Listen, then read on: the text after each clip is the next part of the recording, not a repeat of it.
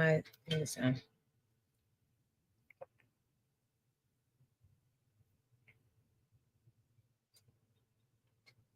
Okay, we're back. Oh my gosh, y'all, I'm embarrassed. I apologize. This is Niki with Homeschool Knockout. We are talking about common homeschooling mistakes. And one mistake you should not do if you are a content creator is have your laptop at 30%. Let me grab my charger as you guys come on in. Please come back in. Let me grab my charger. Let's see. And did my son take my cable? Y'all, I'm in the twilight zone. I am in the twilight zone. My charge. Oh, here we go. Wait, no. All right, I got to text my son. He came in here and took my charger. All right, so this live will go on. Let me call my son. I knew he was in my studio for something because he looks sneaky. All right, okay, y'all. He took the cable part, but not this. All right, let me get that because I'm at 30%. All right, so while I wait for him, you guys come on in. Thank you for the few. Oh, now he's not answering. All right, y'all. Let me. Oh, you know what? I think I have backup cables in here. Yeah, but for my other computer. Okay. All right, guys. We'll go on. The show will go on. Hey, I need a cable. I need a C cable. I think you took it. Yeah, quickly. Yeah. You got to get ready for karate? Well, just bring me the cable. It'll take you 2 seconds. And don't do that, okay? Hurry up. Bye. All right. Sorry, y'all. All right. So he's going to come through here and probably knock down my green screen. All right. Thank you guys for coming back in. All right. So since we just restarted this, the number one mistake one common mistake homeschoolers make, we talked about this previously, is overloading on curriculum or curriculum hopping, buying way too much, not thoroughly going through your curriculum. And is that the C one? Yep. All right. That doesn't look like a C one. Oh, it is. All right. Thank you. Okay, move that one. All right. Thanks. Ciao. This is not mine. It's too short. All right. That's okay. We're going to keep talking until whatever happens with the laptop. All right. So, hold on. Let me get this plugged in to my generator. Oh, but I need it for my lights. All right, y'all. So, sorry. I need that for my lights. So, it is what it is. All right. That was number one. Number two was treating your homeschool like a traditional school. Okay. So, and the reason why you want to stay away from that is because that is a main way to give yourself burnout. Trying to keep up with the clock, always looking at the clock. So if your kids are in, reading or doing math, and they're having to go over, maybe they don't understand, something that they're working on, they need more time, or they're having a good time and they're really enjoying it, but you're looking at the clock, okay, we got to move on to history. It cuts the fun, or it doesn't give your child time to fully grasp what they're working on or what they're doing. Okay. So you don't have to be beholden to a clock. Okay. A lot of times people feel beholden to a clock because they're trying to do too many subjects in one day, right? You're trying to do 5, 6 subjects, maybe even 7 in a day. And that's a lot to cover effectively, hoping that nothing goes wrong. Even in an ideal situation where your child is getting it and your child is fast and smart, there's always going to be something to come up to slow you down, to trip you up. So trying to cover lots of subjects in one day so you can okay, if we do this for 30 minutes and this one for 30 minutes and this one for 45 minutes, we can get all 6 subjects in. That's a recipe for success. Failure. So if you use a homeschool schedule, which I like to call our blocks, right? And I don't call them blocks, but Pam Barnhill, I think she may have come up with blocks. where you say, okay, there are going to be 4 blocks in our day. One block is for just core. I really want my hold on, I might have it in front of me and not even realize it. Mm, I can't find it. One block could be your core subjects: reading, writing, math. Okay, maybe you do that in the morning or you do it in the afternoon. Doesn't matter, because in that block, those 3 subjects or those 2 subjects are getting done. Then you might have another block of time where it's subjects where you teach all your kids together at the same time. Those types of subjects lend themselves to being science, history, literature, where you can have your second grader sitting right next to the ninth grader, sitting right next to the seventh grader, right? That might be your block of time. Okay. And then you might have a block of time for difficult subjects, right? You don't necessarily want to do those subjects back to back, but you at least want to have that block where you're going to have that difficult subject, and you want to pair it with something that's easy. But in that block of time, it's going to be a rough time, a challenging time, because of said subject, right? So in that block, you're going to pair a hard subject with an easy subject, or a subject they don't like and they could be good at it, but they just don't like it, with something they do like. So, and you can call that block anything you want. Okay. So within those blocks, you can move them around. This one could be in the morning. This one could be after recess. This one could be before lunch. So instead of being beholden to a clock and that time, you are beholden to when you say you're done, right?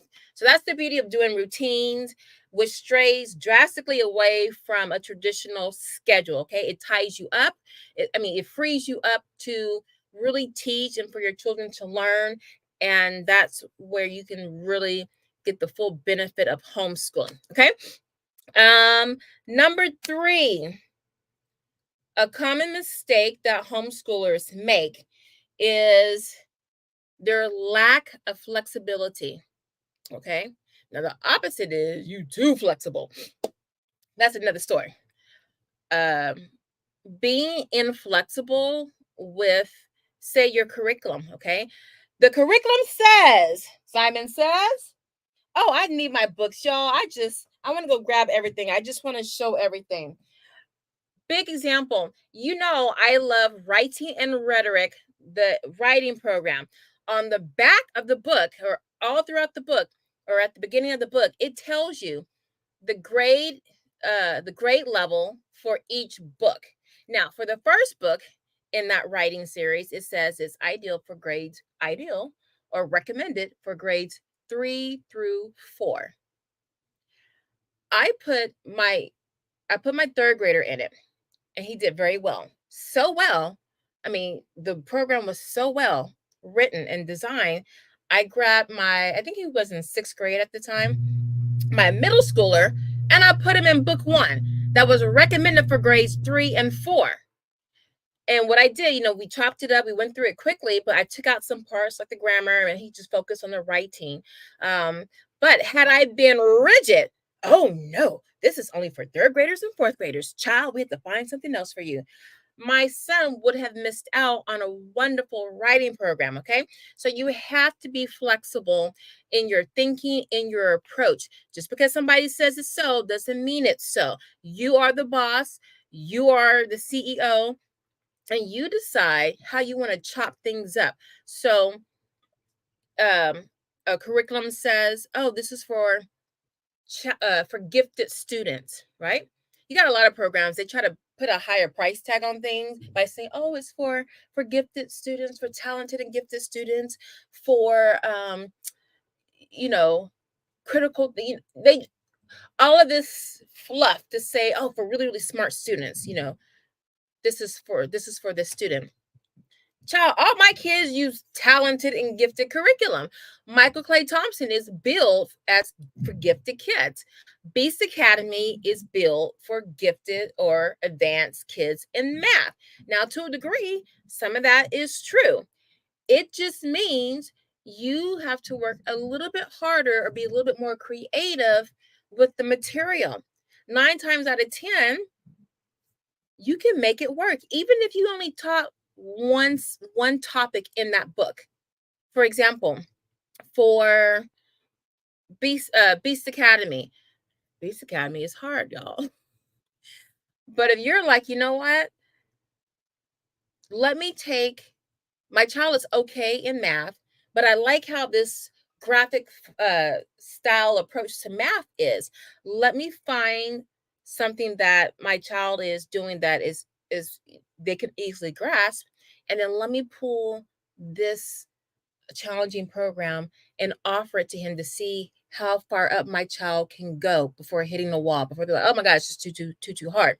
So what you're doing is, when you're teaching, and all my teachers know this, you want to get a baseline of where your students are at. You want to find out who are my strugglers, who are my kids that, you know, they're okay, and then who are the kids that are going to fly with whatever I give them. And then once you figure out the lay of the land, where their abilities are, now you can scaffold those kids who need help. You know, scaffolding is like a platform you stand on, so you're giving them supports so they can level up, right? The average students, they'll be okay with maybe some minor redirections or something like that. And then your high achievers, you know, you just hand them the stuff and then they can go, okay, with minimal supervision. So when you're looking at um your child, maybe they're average, see if they're inspired by something that is challenging, but not for everything. Find something that they like or that they're good in, and then see if you can level them up, right? Okay. So you can that don't buy another curriculum. Just if you happen to have something, pull it in and see, supplement and see if they can go to the next level. Okay. If they're reading chapter books, and but the chapter books, you know, like maybe 10 pages per chapter or less, you know, after that book is over, see if you can level them up with maybe the lexile, you know, the lexile number that they assign to books, so you know, like the difficulty level of the book.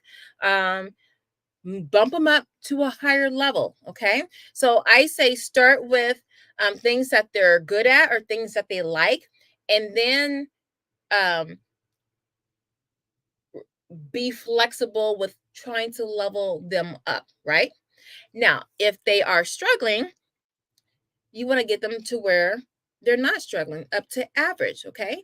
So you don't have to grab the curriculum or the worksheets or the classes that are just, they just say one thing. You can take a class or a curriculum and be like, okay, we're going to move you up incrementally just so we can challenge you, or just so we can do something a different way. So you don't always have to use, am I making sense? You don't have to use this whatever you're using to teach, you don't have to use it as they intend you to use it, right? So you don't have to do that. Hey, Katesh. Hey, you're late. Oh, honey, I had to restart the stream. I had so many problems. Even now, my laptop is at like 36%. So I don't know how much time I have, but I'm here. Hassan, peace to you, my dear. The Jones clan. Thank you guys for coming back. I'm so happy to see you live. Are you able to explain why you didn't like the fourth book? Oh, you asked me that. I saw that. You know what? If you guys will just give me some time, I can go grab the books and I'll show you. As a matter of fact, I'm going to do a curriculum flip through, because you asked me that question weeks ago. And I said, oh, I'm going to make a video just on that. I'm starting book one this year with my with my rising fifth grader. Girl, I can send you the book because I have 3 copies. I can mail it to you. If you want, if you guys don't mind, I'm going to run and grab book 4, and I'm going to show you. Okay, so what the Jones clan is asking, y'all know I love writing and rhetoric. I don't like book 4, which is the Krega. Okay, it's full of proverbs. I think it's proverbs. I love proverbs. But for the, well, let me just show you. If you guys give me 2 ticks, I'm gonna run and grab that book. I might even find I have a folder of all my printables, because I want to show you the block schedule too. But if you give me a minute, I'm gonna run and grab if it's okay, y'all put a 1 in the chat. Otherwise, I'll sit my butt here. But if you, I know Jones is going to say one. But those of you in the chat, if you don't mind me going to get the curriculum. Okay, listen. All right, I feel so bad that and that'll give me time to go. That will give me time to go grab another cable. If you guys want me to do some quick curriculum reviews or talking, throw in some curriculum, and if it's right next door in my room, I'll grab that, and then we can just talk about it, and I'll just answer questions because this is live. Okay, one. Okay, caffeinated doesn't mind. All right, so let me go grab that, and y'all play some music or something. I'll be right back. I hope my thing doesn't fall down. Okay, I gotta squeeze out, otherwise my screen's gonna fall down. Be right back.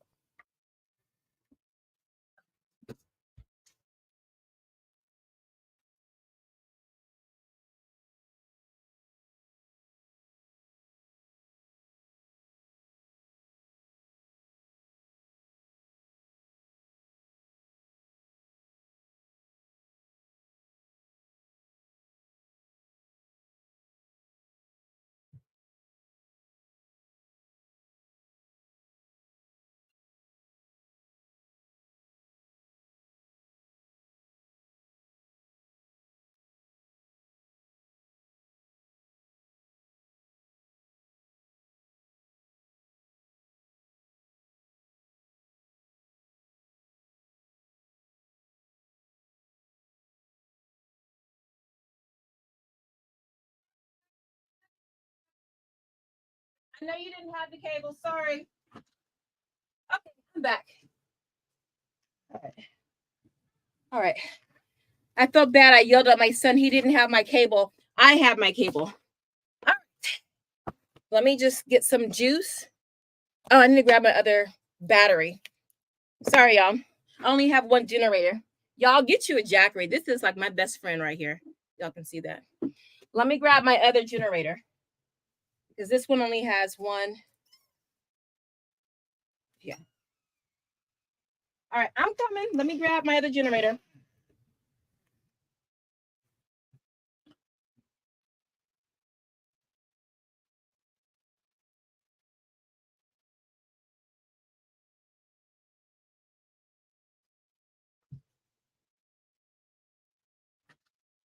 Okay, I'm back, y'all. Didn't take long. All right. Okay. Are we still intact? Okay, guys. Thank you for being patient. All right. So I'm going to show you.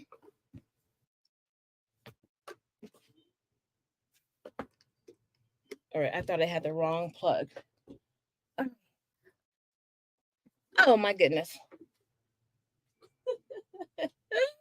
I had the right one the whole time. Oh, my God. Y'all, that is nothing but the planet. The planet's playing with me. Okay, here we go. Is it charging? All right, my laptop is charging. I got juice. Okay, so for the Jones plan. Wait, it's saying it's plugged up. Why are you not charging? Hold on. It doesn't matter. It will hold the charge. Okay, so what I'm talking about. Hey, SoCal Mommy. Hello, hello. Oh, y'all, you know it's been a while. Usually I say when you come into the live, let us know what part of the universe you're coming from. If you have a small win or a big win, let us know so I can ring the bell. So if you, at any point in time, if you want to jump in and talk about a win, I know it's summertime, so you can just say something about yourself. It doesn't have to be homeschool related. But to answer, let me see. Some new people are coming in. How do you say your name, baby? Is it Ivory? Ivory American? Or Ivory? Ivory or Ivry? Either way, welcome. Okay, so I've only had time for short form content, and it's just not the same. Hopefully I'll be able to soon. Oh, wait a minute. One caffeinated mom? Wait a minute, your face is familiar. What was your previous name? Because you weren't caffeinated, mom. I know your face. Yay! Keep my guys in. All right, we got Tennessee in the house. All right, I got some of my old heads in. All right, to answer Miss Jones clan question, she was asking about now here. this is not pink. It looks purple or lavender. It's actually, well, I guess it is. It looks gray to me. She was asking, why don't I like book 4, the Crea and Proverb? Well, let me open it up. Okay. This book, it kind of drastically departs from all the other books in the series. Okay. And I'm going to flip through this. And just for you, Jones, this weekend, I'm going to do a flip through from cover to cover so you can see what I'm talking about. Okay. So I'm not going to do a flip through here, but I am going to show you. Oh, hold on, y'all. Hold on. Let me take my name tag off so you guys can fully see. Okay. So it starts off easy enough, just like everything else, right? Now, remember what I said about,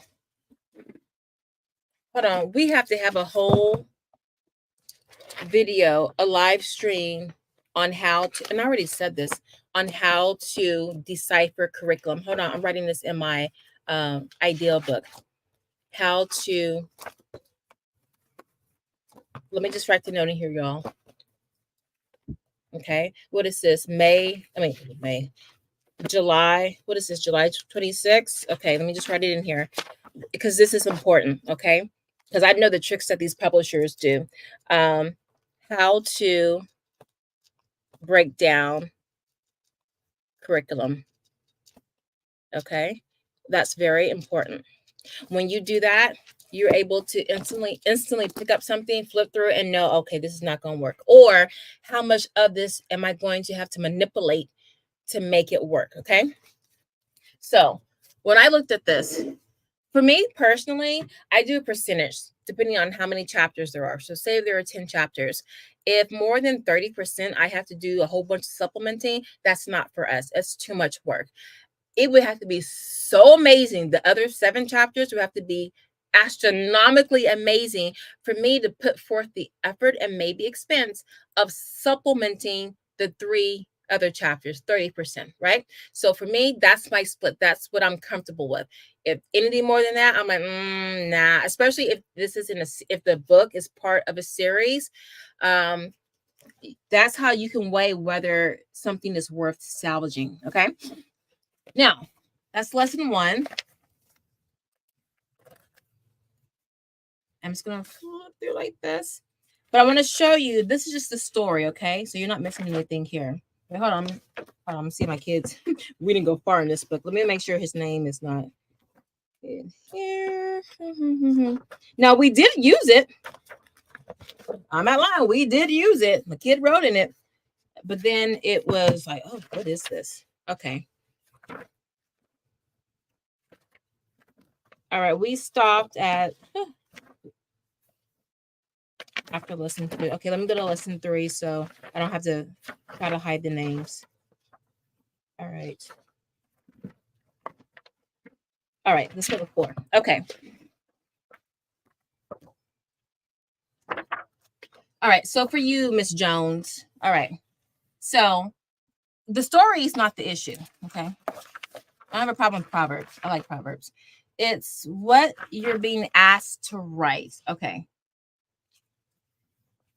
So just look through this, and I'm not gonna, I don't want to taint the book. I want you to look at it yourself and decide okay, if I tell you what it is that I don't like, it's going to taint you and make you probably be biased, okay? You do know that it's not my favorite. But now it's up to you to figure out, okay, well, what is she talking about? Let me go and see. And if you don't find anything, then you can just say, oh, that's just her, okay? And not anything in a bad way. It's just like, that's just the grammar stuff. I'm trying to show you the writing stuff. It's a lot of grammar in here, okay? As you go through this, it doesn't seem as much writing. Like, it's a lot of kind of not copying, but the writing portion is weak. It's very weak. It's really repetitive. And this book could have been half the size of this book in terms of quality writing instruction. Okay. So to me, it felt more like reading comprehension. Let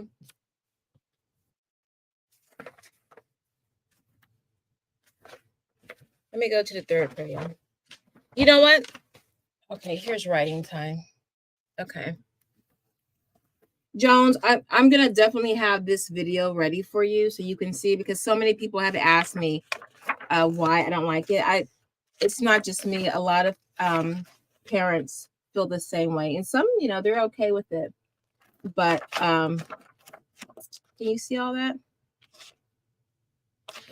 Hang tight. I'll drop this video on Monday. Okay. And oh my God, I'm sweating up a storm. Come through, little fan. Come through. Y'all, my fan is too loud. Let me know. But it's a baby fan. So, oh, look, you're seeing my emergency stash. You know I'm a prepper. Hold on. Okay. All right. All right. Sorry, my butt's in. Oh, look at that. Oh my goodness. All right. That's how hot I am. All right. Let me bend. Why is this not bending? All right, here we go. All right. Let's move on. Okay. Woo.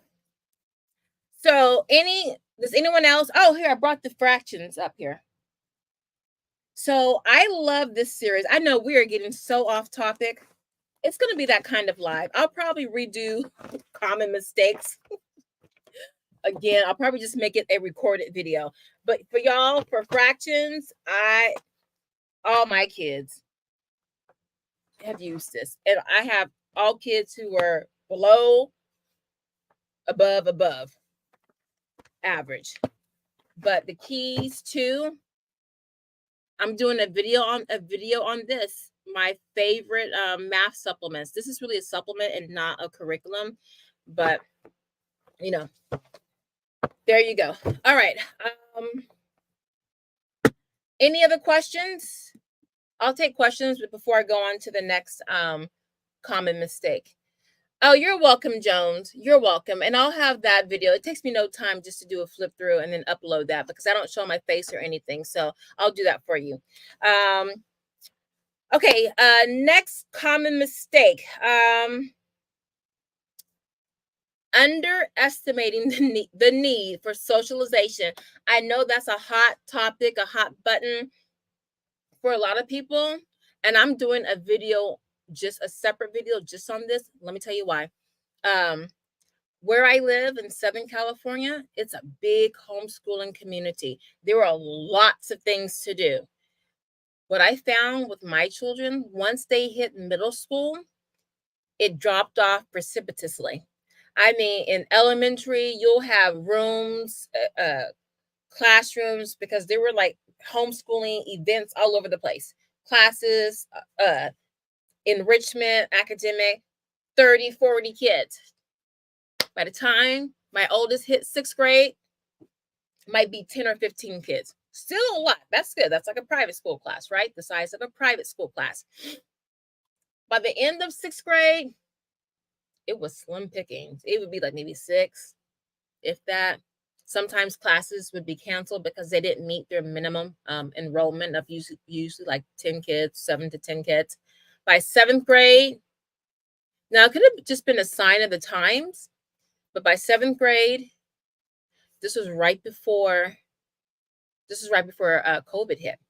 By 7th grade, it was dropping more in terms of 7th graders. Now, in terms of middle schoolers, they would group them all together just so there could be a lot of kids. But within that group, you would have 6th, 7th, and 8th graders. So if my son wanted to find other 7th graders, just kids around his age, it was harder. By high school, and then he eventually went into public high school, there would be like 2, 3. Okay, a number of times my oldest one, and we only did this for a year, sometimes he would be the only person. I'm not kidding. It dropped, and we are in a big hub of homeschoolers.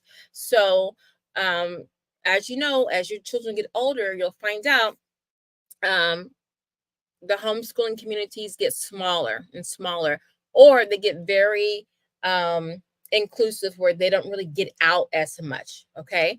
So you don't have all those little cute little elementary classes, science experiments, or, you know, history, literature, quests. Once kids get older, for some reason, people think that these kids don't really need anything fun, which is not the case. They really do need it, if not more. So it gets harder to socialize them because you might have, like with my oldest son for ninth grade, um, there would be maybe 10 or 11 high schoolers from ninth grade to 12th grade. And that's a big range from ninth grade to 12th grade. You know, you don't want your ninth grader really hanging out with a 12th grader, picking up some things, right? You know, in general, it's fine to socialize, but, you know, eventually you kind of want kids who are closer in age, just developmentally wise. 12th graders are into things that ninth graders should not be into. Okay. So just to say it like that. So it's harder to get your kids out to socialize. What you have to do is redefine what socialization looks like. Now, when the pandemic happened, what we had to do, because they closed all the homeschool co-ops classes, because, you know, I'm in uh, California, California, as we like to say, very strict with everything. And, you know, luckily I was part of a resistance movement and I was able to get my kids out. Um, but the classes were very, very small. And what we had to do was really lean on online sources. So OutSchool became our best friend. So with OutSchool, you had lots of social clubs. My son, he did Dungeons and Dragon.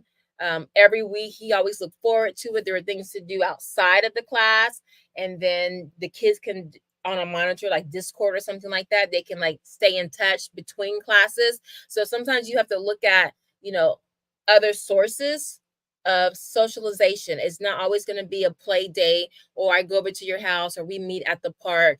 A lot of times it's going to be something online, but it can be, as an alternative, it can be still beneficial to your kids. Remember, our kids are growing up differently than what we did. I was outside playing till the lights came on the streets, right? 9 o'clock. Parents had to, you know, drag us into the house. So this is a different generation.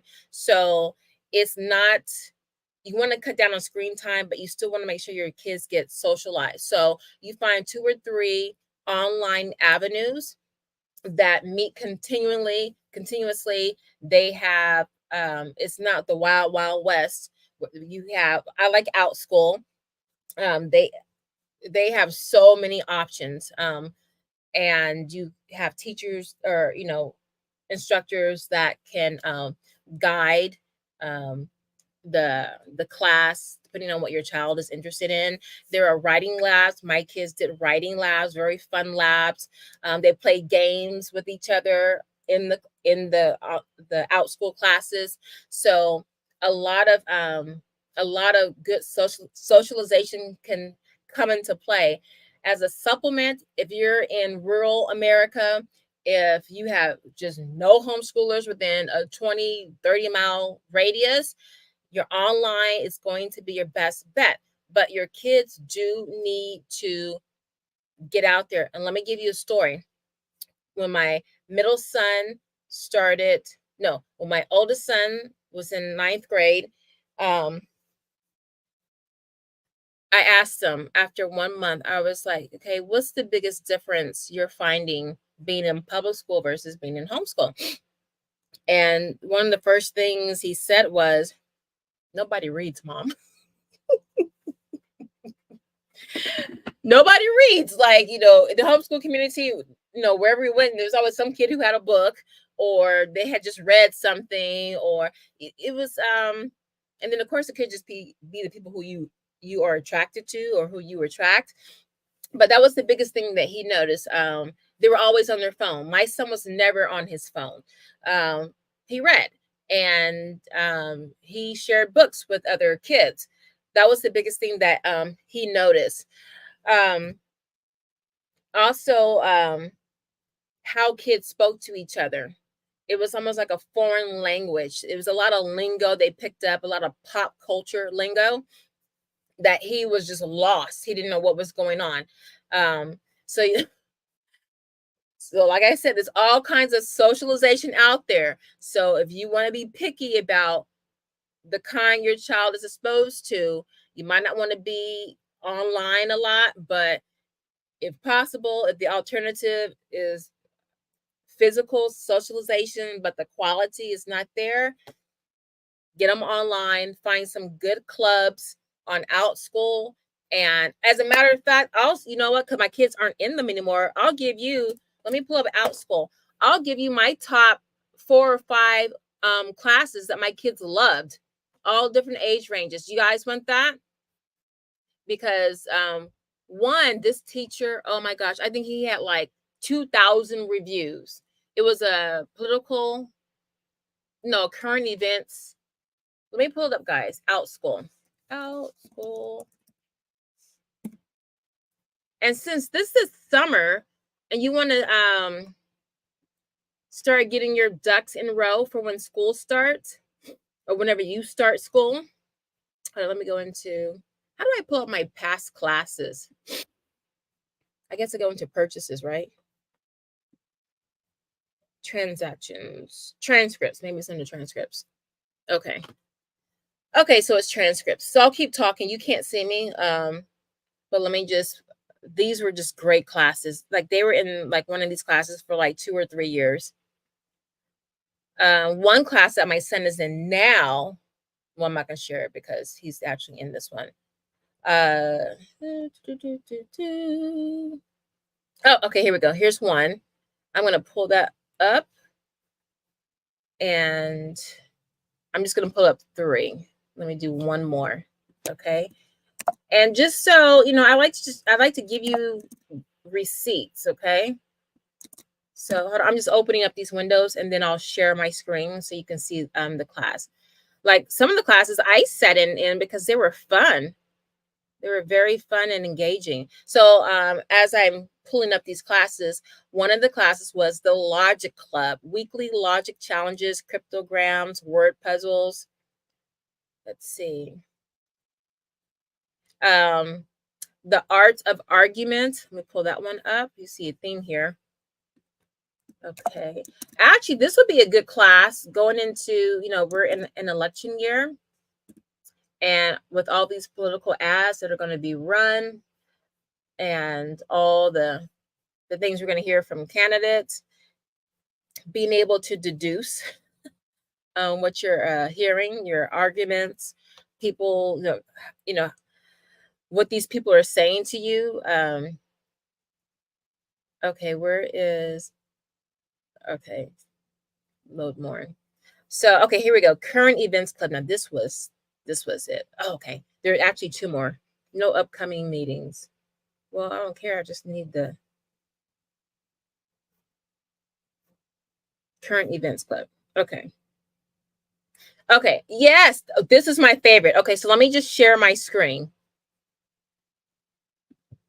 Okay, you guys with me? I know I lost a number of you, but here I'm going to share my screen now. All right. So this one, and I did say one day I was going to do a video on my let's see. I don't think you can see any personal information. Okay. Can you guys see the screen? Oh, perfect. Okay. I don't think you can see anything personal. Okay. So look at this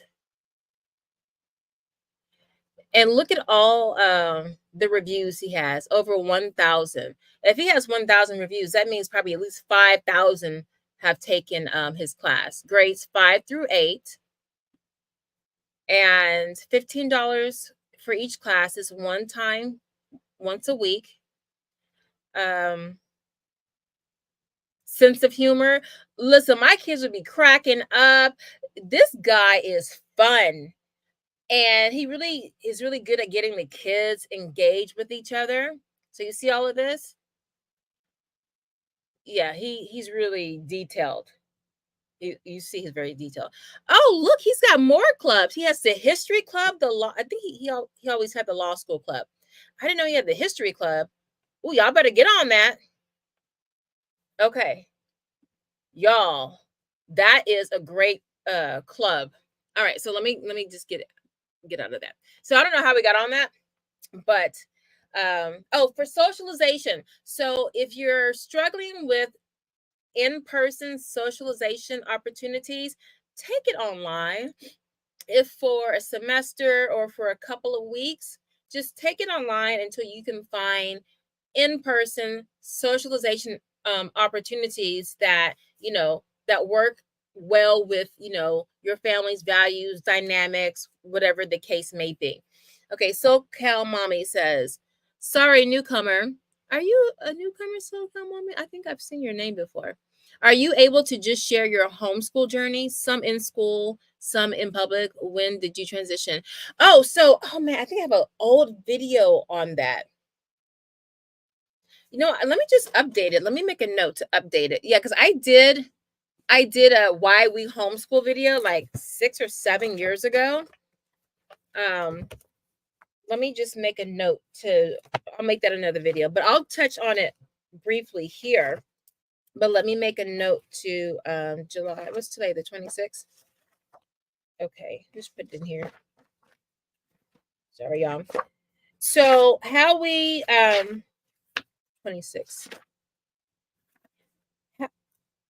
Hey, who's out there? Jack? Why we homeschool? Okay. Okay, so I got that note down. That's a great question. SoCal, and let's see. I come in, but I never really get into your background. You don't get nosy enough.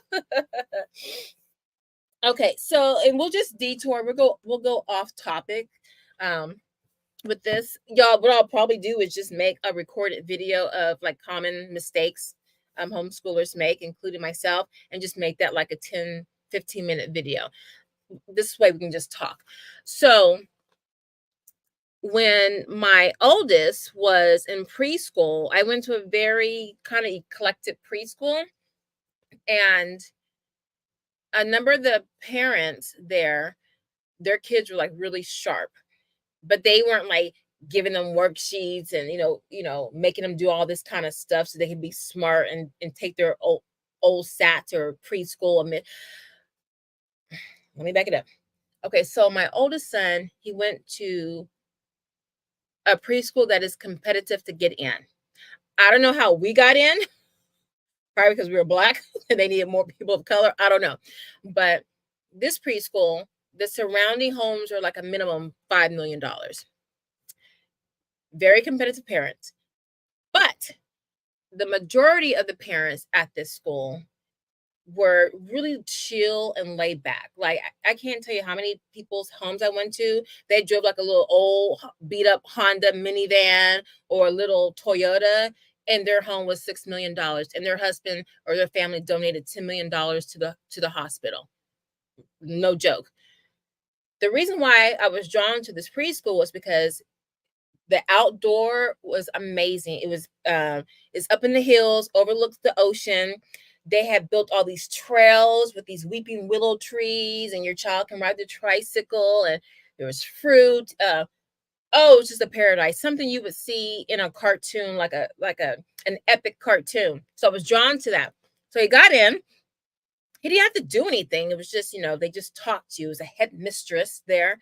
So while we're there, I looked at some of the older parents who had older kids, and their child was their youngest, who was my oldest. And so they were just saying, hey, even though we live in this very expensive area with these expensive schools, we're homeschooling. That was what put homeschooling on the monitor for me. I'm like, you have the best of the best schools. Why would you homeschool? And so what I came to learn was that no matter what kind of school you go to, expensive school, cheap school, struggling school, whatever, if you want to teach your children certain things at a certain pace, that school was probably not your best bet, especially a private school, because a private school doesn't have to give you an IEP, doesn't have to adapt to your child's learning style. The private school is like, we choose who we want at our school. So if your child is really struggling, they can just ask you to leave and there's no repercussions. You can't do that in public schools. So private schools benefit from either excluding your child from the beginning from entering their school or phasing your child out of their school.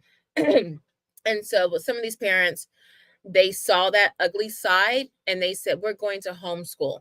And then they discovered this whole new world of homeschooling and the freedom that it gave and how well their children did at such a young age. So they told me, hey, there's a homeschool charter that's opening up, you know, in this other city that's not far from us. You should just go check it out because we've had great experience with our homeschool, but we've been doing it on our own.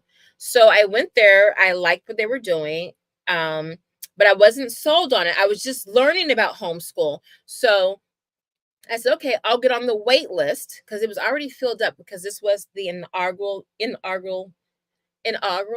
I'm from the South, inaugural year for this homeschool. So everyone signed up. So I said, well, we'll just go to our public school because our public school is a supposedly good school. And it's just 2 streets from the house. So I can walk my baby and we'll just take it from there. So we started public school, kindergarten. And by November, we were called off the wait list. But by then, my son had gotten attached to his teacher and the students there. But when I took him to the homeschool charter, he really liked it, just how it was set up and everything. So I said, okay, we can just try it until the end of the semester. If you don't like it, we'll, go back to public school. So he was like, fine, okay, whatever. Because at the time, preschool was only half a day. So we go to the homeschool. He loves it. I hated it. It was so unorganized. Oh my God. But remember, this was the first year. So they were constantly changing things. And by the time we left, it was so well organized. It was good. But in the beginning, there were growing pains. And I was like, oh my God, my kid is not going to be your guinea pig. So we stayed from November to January. And then I pulled him and he went back to public school. And his friends were like, oh, did you go on vacation? We're glad to have you back. So, and the teacher, she pulled me aside because I told her what we were doing. And she was like, okay, I'm going to follow your journey because when I have my kids, I might homeschool them. So she was like happy to have me back and she picked my brain. And so we stayed at the elementary school until second semester. December of his second grade year, I pulled him just because that's a whole nother story. I was save that for another live because we are almost an hour in. Suffice it to say, my son was really gifted in math. He was 2, maybe 3 grade levels ahead, and he was always bored in class. And the teacher, she was a really good teacher, actually. She didn't know what to do. So finally she said, hey, Niki, whatever you're doing at home, send it to school with him and let him work on it. I said, okay, well, how would that work? Would he when the kids sit down to do things, does he pull out his own little packet and he works, but they're doing something else? And basically she was like, yeah. I'm like, well, that might be confusing because the kids are going to be like, what are you working on? It just seemed like he would be kind of singled out because he would just, his stuff would look really different. And then she said, well, he can sit off to the corner if he wants to.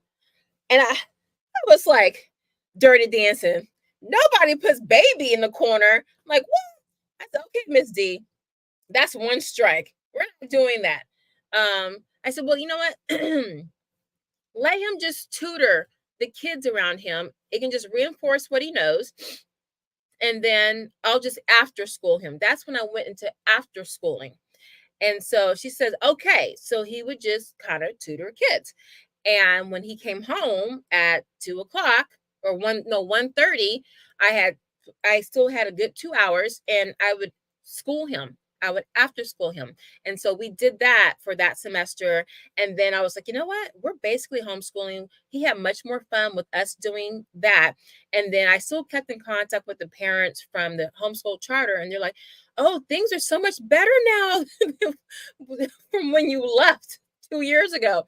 And so I reapplied in December. I talked to the principal there. We had a mutual friend, and she was like, "Come on in." So we were able to get right back in, and we never looked back at all. So that was how that was our brief foray into traditional school, and there you have it.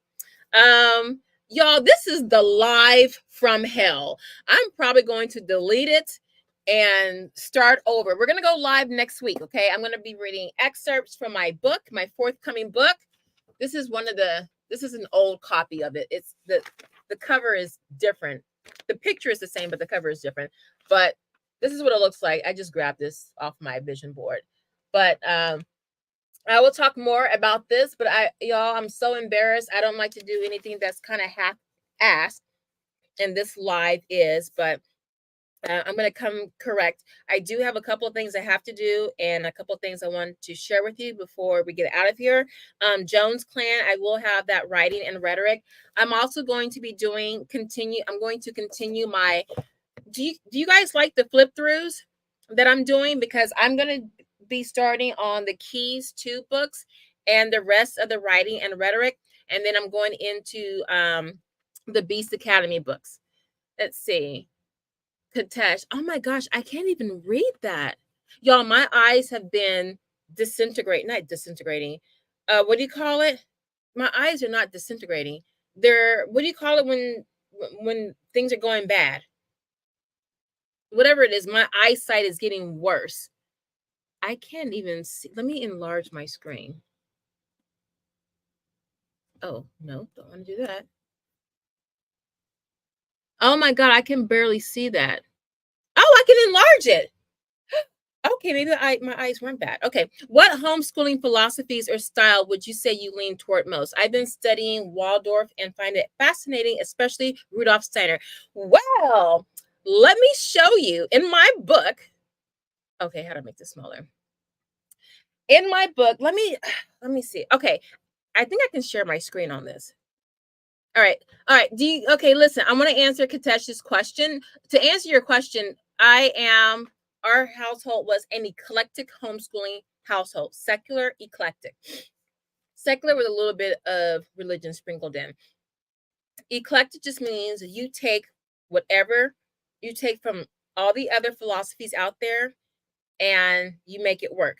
So for literature and reading, we were Charlotte Mason. For um for history, we were classical. For math, we were definitely um unschoolers. Just, we just, whatever you wanted, it was totally child led, and just, you show me what you want to do. You show me how you want to approach this. Okay. So we use different styles depending on what the subject was. I found out definitely for literature and for nature, Charlotte Mason was the best at that. That was her thing.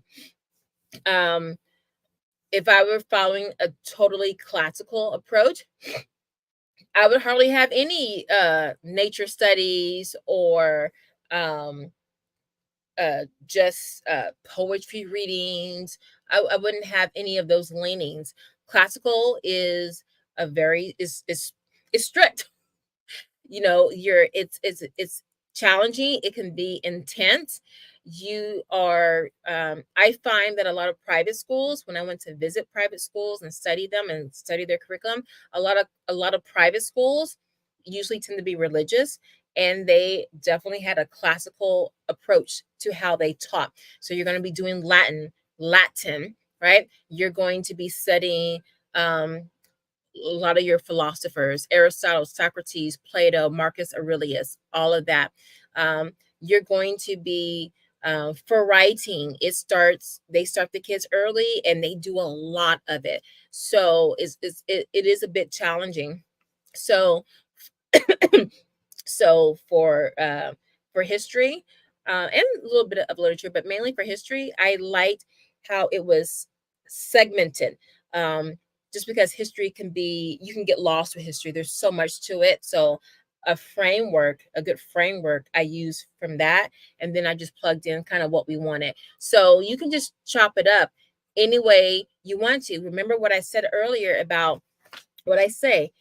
A common mistake homeschoolers make is they're not flexible. You be flexible with your homeschooling approach, right? You might decide, you know what, for my little kids, preschoolers up to third grade, we'll do a Charlotte Mason because there'll be lots of outdoor activities, exploration, discovery. That's tailor made Charlotte Mason. And then maybe in third grade and up, you might say, hey, you know what? Um, let's do a little bit of maybe a little bit of classical, maybe a little bit eclectic. Um, Also, when you're kids, if you have really young ones, you might want to do a Waldorf or Montessori. We did Montessori for preschool. As a matter of fact, there is a huge Rudolf Steiner. Now, y'all want to know about Rudolf Steiner? It might scare you. Katesh, you want to know about Rudolf Steiner? Well, you've already read about it, so you know. Over in off Sunset Boulevard, at the base of the hills, if you go up into the Pacific Palisades, there is this very famous Buddhist garden area. I forget the name of it, but it's very famous. All the famous people go there. It's free. It's open to the public. It's like it's a Buddhist garden. I think that's what they call it. Oh my SoCal mommy, you know what I'm talking about, right? At the bottom of Sunset Boulevard, there's that Buddhist garden, and then right next to it is a Waldorf school. I think it's one of the oldest ones in the country. But anyway, so I just thought that was interesting. But Rudolf Steiner, um, he's got, I'm not gonna put it out there, Kadesh, but he's got leanings into other topics, um, other practices that I'll just say are esoteric, which I have no problem with. But he's look up Rudolf Steiner. One thing that resonates with Waldorf, you can see his esoterica um, leanings in the approach for Waldorf. So just a little. So no, so not the Getty Villa. So that's Malibu. This one is, let me just get the name. So if you're going down PCH or Highway 1, and right when you know where Nobu is? So you got like Nobu here, Ocean, Nobu, and before you get there, there's a street that goes up. I think it's Sunset. It turns into Sunset, but when you go up that street, right there to the right, you have the Buddhist garden, and then you have that Waldorf school. But anyway,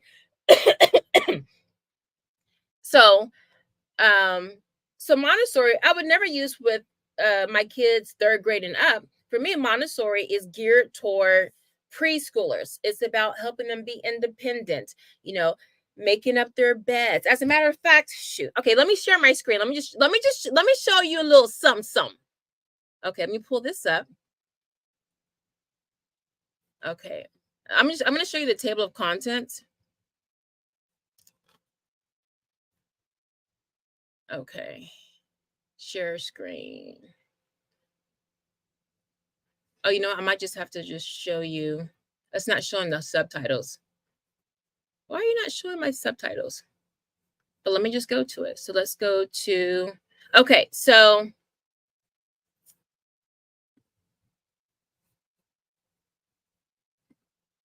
no, I'm gonna wait. I want to do it right.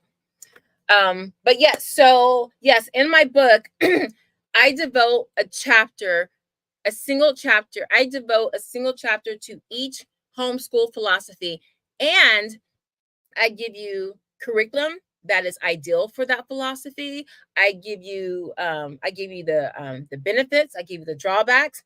I give you the key features. I show you like how you can use that in a day. My book is almost 400 pages. It's very, very thorough, but I break it down for every single homeschool philosophy. So I do 9. So I do all the major ones. I do classical, I do Charlotte Mason, eclectic, Montessori, Waldorf. Hold on, I forgot all the rest. What are the others? World. I do world schooling, unschooling. I know I'm forgetting one. Reggio Emilia. I said Montessori, and then I do unit studies. And then to round that out, I also focus on, I do a chapter on after schooling, which is what I did. And then I have a section, they're not philosophies per se, but it is an approach. And I have that under religious or biblical approaches, which you can use for any homeschool philosophy. It's just the lens you put on how you want your worldview to slant. So I have all of that in my book. Yes, I have done a bit of study on anthropology. Hold on, let me make this a big screen. Yeah, I have done a bit of study on anthroposophy. Wait, how do you say that? Anthroposophy, his line of esoteric mysticism. Yes, yes, so you know what I'm talking about. I didn't know. Okay, anthro means man, and sophisy means the study of. So the study of man. So, okay, I just learned something new. But yes, so what was your original question? I've been studying what? Oh, would you say you lean toward most? Oh, yeah. So in terms of my homeschool philosophy, definitely eclectic. Some philosophies are geared toward younger students. Definitely, that's your Charlotte Mason, that's your Reggio Emilia, Waldorf, and Montessori. Those definitely are perfect for the younger sect. Okay, classical, um, depending on how rigorous you're going to be involved. Personally, I would start it a little bit later. It just depends. That's just me, and that's just my experience with my kids. You can start from jump. Any other questions? Let's see. I cannot believe I can't see the screen. I mean, the text. My eyes are bad. Ooh, the book sounds juicy. I cannot wait. Y'all, okay. See, I have, okay. So hold on, this has my address on it. This is one of the old drafts. It is almost doubled in size because this was 68,000 words.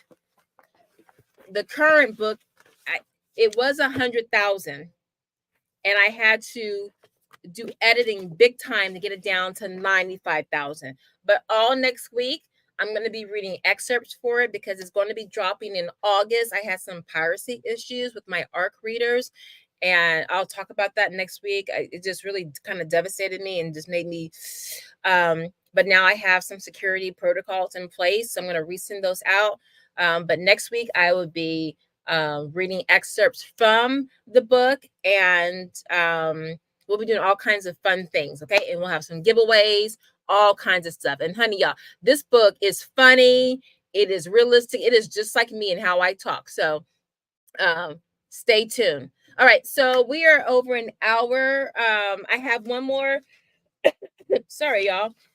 I was initially prepared. One more common mistake that homeschoolers make, and this is mainly for veterans, okay? And that, something's burning. It smells like toast. Common mistake number 5, and this is really for my veterans. That is neglecting yourself, your self-care, okay? I have a whole chapter in my book. Oh, so funny to say that in my book. I have a whole chapter in my book on burnout and how to resolve that, how to recognize it and how to resolve it. This is probably really the number one culprit, okay, that is really detrimental, because with that burnout, homeschooling is not getting done. Mental health is neglected. It's a downward spiral.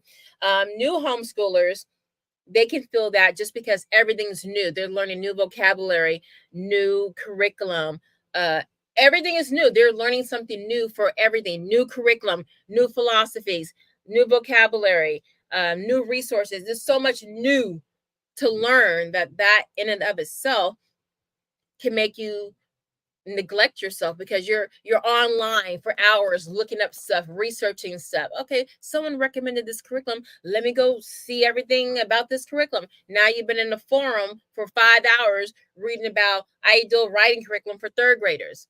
Next thing you know, you're burnt out, you're not taking care of yourself. Okay, and it doesn't take long for that to happen. I mean, can y'all relate? I know that's probably most of y'all, because that is definitely me, because I am an information junkie, right? Okay. So I have a video in my playlist. It's self-care for moms or for homeschool parents. And I talk about ways you can do. Okay, I have two videos. Um is one of them is the practical real life video. That's where I'm holding up my hands, my nail polish is chipped, and two of my fingernails are broken, and my nails are real. They just broken and jagged. I didn't even have time to file it down. I said, just damn it, let me just show them what it really looks like. So I'm like, so I don't know the title of that video, but just look for me looking pitiful with my hands up, looking uh like the talons on an eagle scratching a boulder. And then I made a follow-up video years later where I'm like, oh, I'm hugging myself. I think I'm wearing a pink sweater. I don't know what I called it, but it's basically take care of yourself. And I'm taking care of myself. And I give you strategies on what you can do to have a routine for self-care. And when I say routine, if you don't do it uh weekly, you need to do it monthly. You cannot pour from an empty cup. Absolutely. And part of self-care is not lying to yourself. Okay, saying, oh, this will be fine, we'll make this up, and you know not being realistic about what your child can and cannot do. So you definitely want to be honest with yourself. That's the first step. The first step in self-care is being honest with yourself, okay, about where you stand and where your kids stand. Ivory, am I saying your name right? Is it Ivory? Is that just an alternative spelling for Ivy? I think I see an R in there, but since my eyesight is bad, by second semester time, January, I want to check out and it gets hard to push through. So thank you for keeping it real. Oh, honey, yes, they call it October blues. This is when you start homeschool and you realize this ain't going the way I planned it. That's when you get the first realization that, uh-oh, Houston, we have a problem. And then next you know, the holidays are here. You step away from homeschooling and go into your fantasy land. And then January comes in and you're like, oh, damn, I didn't fix the problems from last semester. Here we go. And then you're already depressed when school starts because you knew that your child was struggling with, subtraction, and you didn't have anything in place to help them, start off strong and mentally with fractions when January came around, or you knew you were supposed to order that history book back in December. You waited, you burned through your money buying Christmas gifts kids didn't need, and now you only can afford to buy 2 books for the 4 kids that need to read that history book. So now your kids got to share a book, which means they're going to be fighting over who's going to turn the page, who's going to hold the book, because you didn't do what you're supposed to do. Now you're burnt out, now you're mad at yourself, and now you're ready to cry. So all kinds of stuff. Okay, Ivory, good. Okay. So so I guess five common mistakes. And y'all, I'm just gonna make a recorded video and I'm gonna get to the point and say all of this. And this live is really just a practice because I haven't done a video in over a month. So 2 months, it seems like. So so if you guys want to ask me any questions, go ahead. I'll stay on for, it's almost 8 o'clock. I'll stay on for 5 more minutes. Are there any questions you want to ask me? If there's something you want to show me, if I have it nearby, I'll show it to you. Let me see. Is there something? What I got? I have some grammar books in here, science books, a writing book from Evan Moore, because those are the ones I have, because I'm going to do flip through. So I pull those out. That's the next batch. Let's see. SoCal Mommy says possible audio with, man, I can't. This is making me sad. I used to be able to see the comments on the screen. Possible audible with the book. Yes, but listen to this. Thank you for that question. So, Amazon, there's going to be a class action lawsuit against Amazon. It's kind of going through right now because there are a number of authors, especially prominent authors. Amazon kind of switched up what they were doing. And so you think of Audible, right? And Audible, you just think of books. Well, what Amazon was trying to do, it was trying to push the audio books with the music and adjust the pay scale for that. Something crazy. I didn't pay too much attention to it because I have I'm probably a month or two away before starting to do my audiobook. My husband, he brought me all his recording stuff. Like I have it here. Bend. I have all that. Got me a nice little gold microphone and everything. I just have to set it up. But yeah, I am definitely going to do an audiobook. They say for every 10,000 words, it's an hour for an audiobook. And at present, my book, okay, minus the index and all the little extra marking pages in the back, my book is about 360 pages. So it's 3 hours. So that's about 3 hours and 60 well, that'll be 4 hours. So basically a 4 hour long audiobook. So which is perfect. So but that's a lot of time, and I'm going to do it myself. And now with technology, there are lots of ways where you, the author, can read yourself versus paying a whole lot of money to have it read for you. So yes, but there will be an audiobook coming up, definitely. Any other questions? And then as soon as I get my freaking proof copy from Amazon, so like I said, they have this lawsuit going on. It's a big one. And now when you like submit your book to Amazon, and like you want to get like, and if you want to order proof copies, the turnaround used to be like this: 48 hours, 3 days. Now it's weeks. So I'm waiting on my proof copy so I can have a physical copy to read from, to send out. And I'm waiting. So that's a whole nother thing. If you want to go, if you want to write a book and self-publish it, it really is easier now that I've learned all this stuff behind the scenes. But baby, Amazon is a doozy. I'm going wide, which means I'm going to have my book on other platforms besides just Amazon, because Amazon is on some BS stuff. But what has been the most challenging subject for you to teach?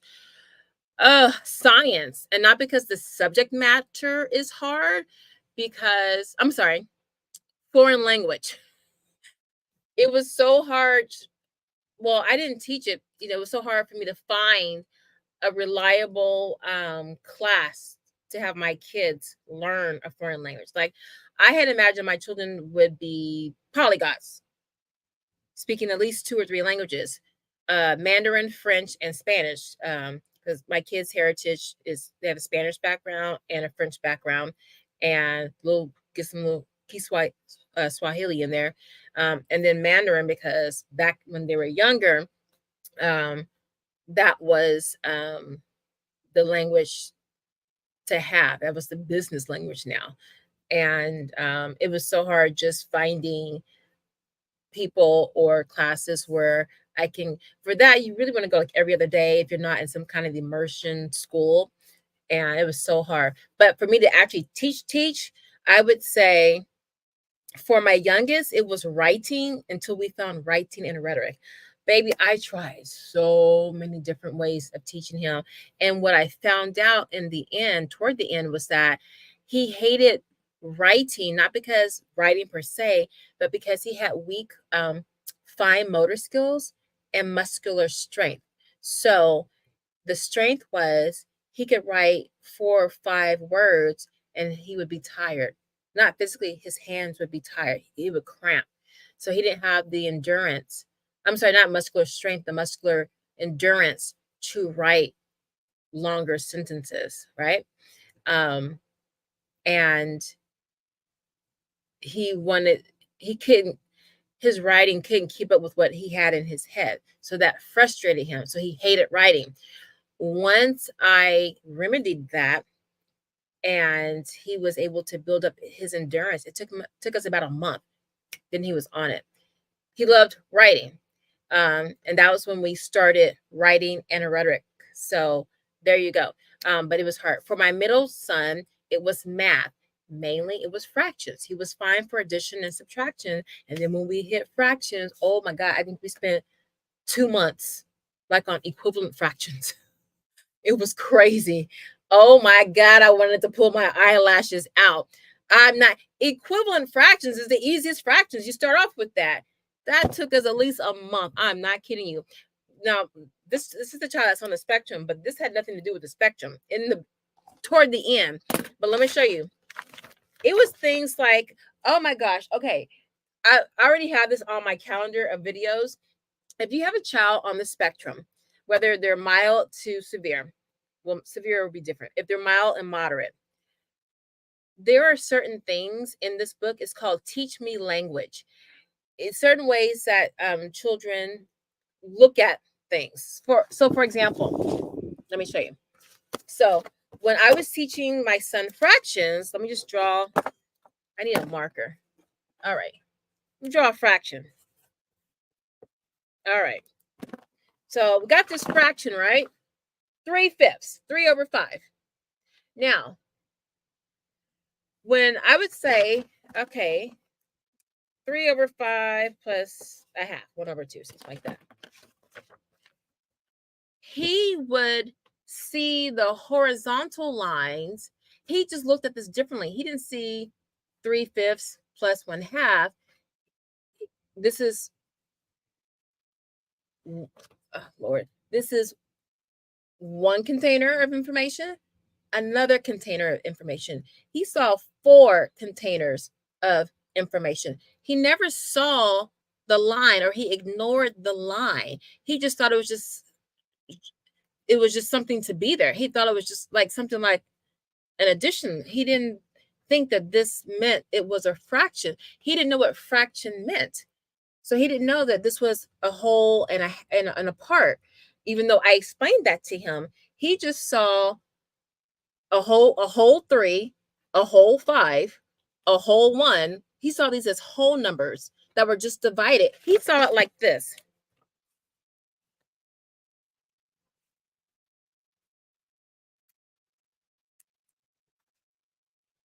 So in his mind's eye, he filled in the lines. So the little horizontal line here and the little horizontal line there, his mind's eye filled in the whole line. You know how your mind's eye, like when you read and the word is not, how when people write words crazy and they leave out like the vowels, but in your mind's eye, it fills it in. So he was filling that in. And then with the plus sign, he would extend the line here and here. So he was seeing 4 numbers, 4 whole numbers. Child, in this book, now I figured this out on my own, but in the book, it will show you how kids see things so you don't go crazy. It'll show you like a number of different ways that a child can see this. And that was one thing they showed you, that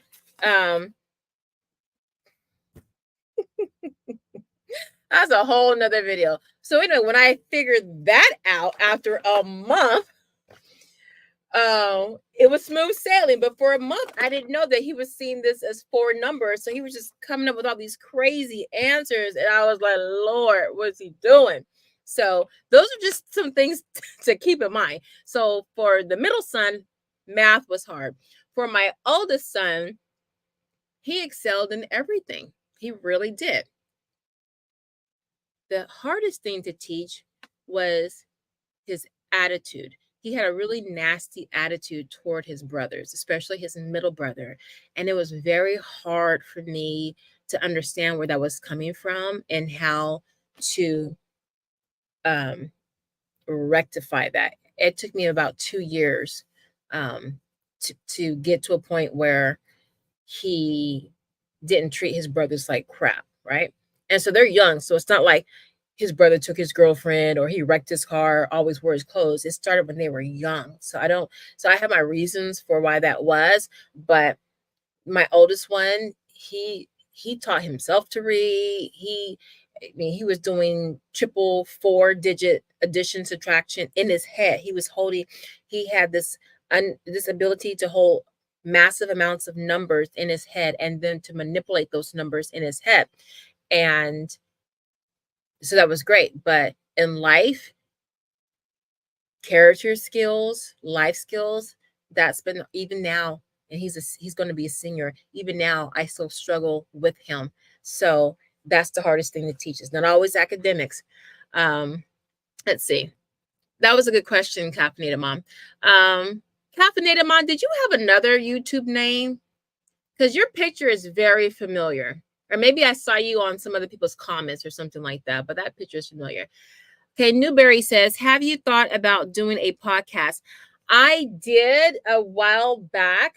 Here's the thing. I'm so burnt out on homeschooling. Like, I'm a retired homeschooler. And I said, okay, you know what? When I'm done homeschooling, I'll do a podcast because I don't want to be so into homeschooling that I'm totally consumed with it when I'm not homeschooling. You see what I'm saying? So I didn't want it to become a job.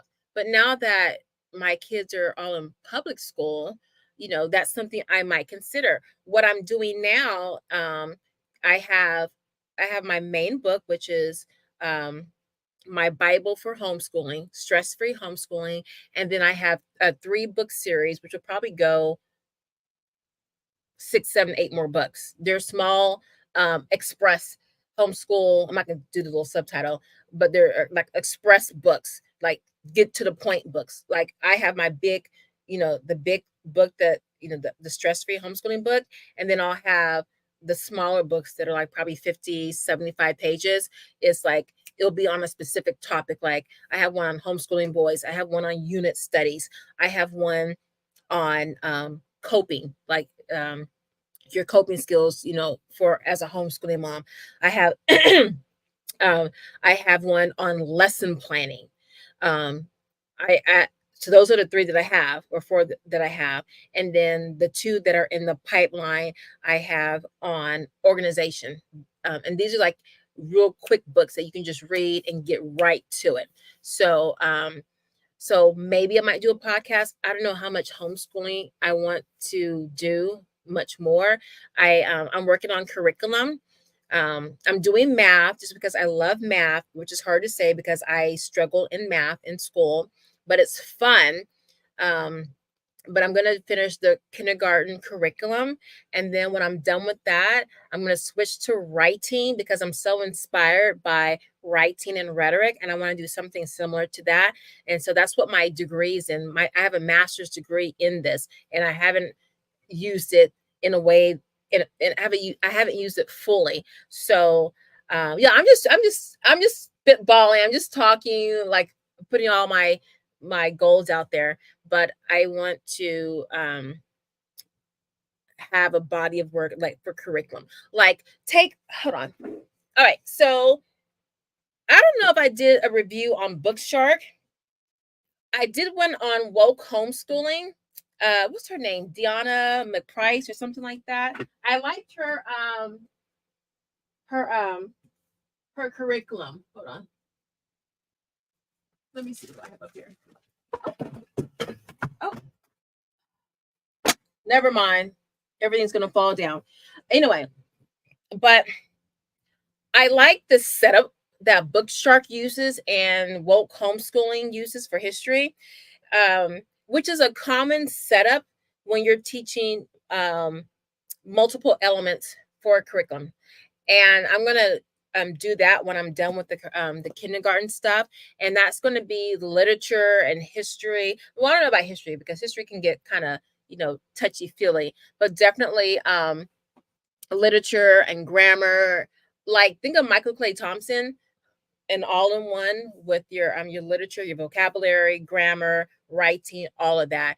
I really want to um, put that out there. I have very, very definite opinions for how I think curriculum should be designed, especially for a parent. Now, a number of curriculum companies, they're designed by people who are business majors. They never taught in the classroom. They definitely weren't homeschoolers. So I'm going to come at it from the perspective of a homeschooling parent with a design and with a background in curriculum design and education. So I'm going to go that route. But right now, child, I'm just trying to get my proof copy from Amazon so I can get going. So maybe a podcast, maybe next year. If anything, I would do like a motherhood, inspirational, or lifestyle kind of podcast and throw homeschooling in there. There is some really good homeschool podcasts out there. As a matter of fact, because I'm reaching out to some next week to see if I can get on there and talk about my book. And I have them pulled up because I need to reach out to them like tonight or tomorrow. No, hold up. My son's sending me pictures from his trip. Yeah, I have hold up, where'd the podcast go? Do, do, do, do. Did I close it by accident? Remember when my StreamYard had frozen? I think I might have closed it. Darn, I'm gonna have to find it. Oh well, I'll have to look for it another day. But yeah, so I'll go on people's homeschooling podcast, but I don't know if I'm going to do one. I like esoteric stuff, so I would do a podcast on that, like conspiracy theories. I like all that stuff. I would do a podcast on that because but see, I like podcasts that are at least 2 hours long. Go figure, because my stuff is long. I like a long form. I mean, like epic long form content. So, I can talk for like 3 hours, have guests come on. I like, that kind of stuff. So we'll see. All right. Any more questions that I can't see because my eyesight is bad? Okay. This is ridiculous. I can't really see this. We might Lord, I have to keep enlarging the screen so I can read the chat comments, y'all. Sorry. We might be starting writing and rhetoric this year. Yes. We did the free sample lessons as a supplement this past year. Oh, I haven't said this because I didn't know how I was going to do this, but I have a lot of curriculum I haven't used, and then some of it that's lightly used where you can just erase it, that I would love to give away. Like I have a lot of writing and rhetoric after book 3 where I have an extra copy because I started buying things as a business for the tax write-offs. And so I'm going to be doing lots of giveaways. August is going to be really fun. So stay tuned for that, y'all. I'm going to have my stuff organized. Okay, let's see. Hey, love for all. I'm seeing all of my oldies. You guys are having like new avatars and stuff like that. But JP, oh, definitely watch my videos on writing and rhetoric. I do book 1 and book 2. I might have done book 3. I'm not sure. I'll have to no, I think I did do book 3. And I've done, I think, 5 and 6. No, those are flip throughs. I haven't done reviews, but those are coming definitely. I need to hurry up because people are like getting their curriculum and stuff like that, and looking for curriculum. I need to get on that. All right, caffeinated mom says, no, we had a brief exchange on Instagram. Maybe that's where you're remembering my picture from. Okay, that could be it, because you look the fedora, the hat, the Panama Jack hat looks familiar with your look. Okay, the blue school. Now, girl, you are old school. Hello, I can't believe your oldest is a senior. No more homeschoolers. Congrats on the book. Thank you, my dear. Y'all, listen, time goes by fast. It goes by fast. It really does. The Newberry tribe. That's my kind of podcast. Controversy. Let's go. Listen. I'm assuming you're a girl, a woman. If y'all, I would have to have a Patreon for this, but if you saw my playlist of who I'm subscribed to and what I listen to, you know what? Now see, y'all got me thinking and excited. I see now, deep down in my heart, I would love to just have a podcast focused on. Have you guys ever seen the Y Files? That podcast with Hecklefish and oh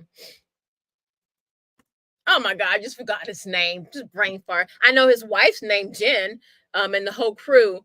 Uh Hold on, that's killing me. How did I just forget your name? Anyway, so if you just Google the Y Files and you see the subjects that he focuses on. Okay, let me before I get a copyright strike. Y'all, if you watch that, what did AJ? Oh my goodness, I cannot remember his name.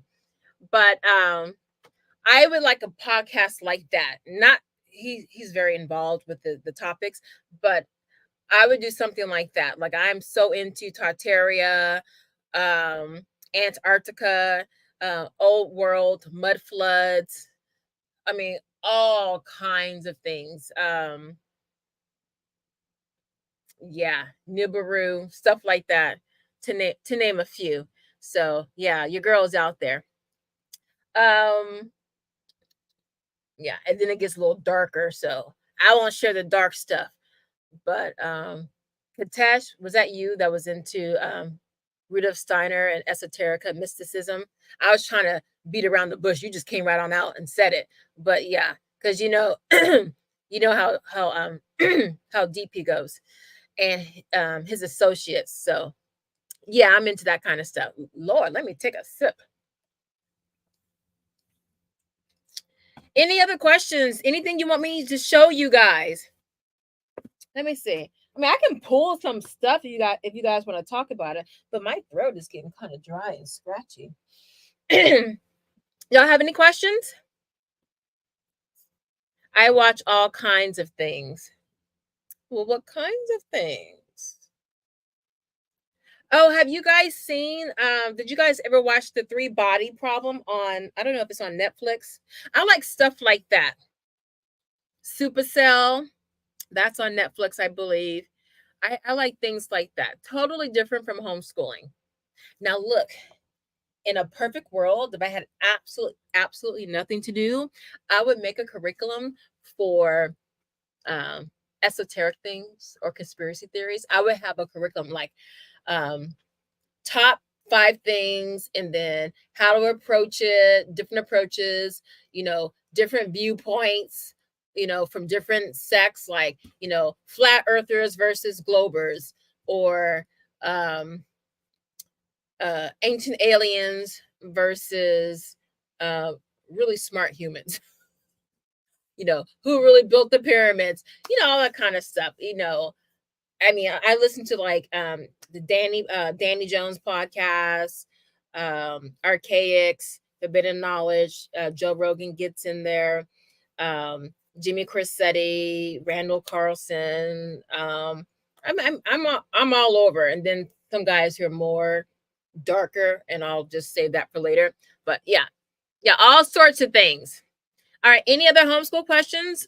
Or we can wrap it up. I will be live next week. I will be organized.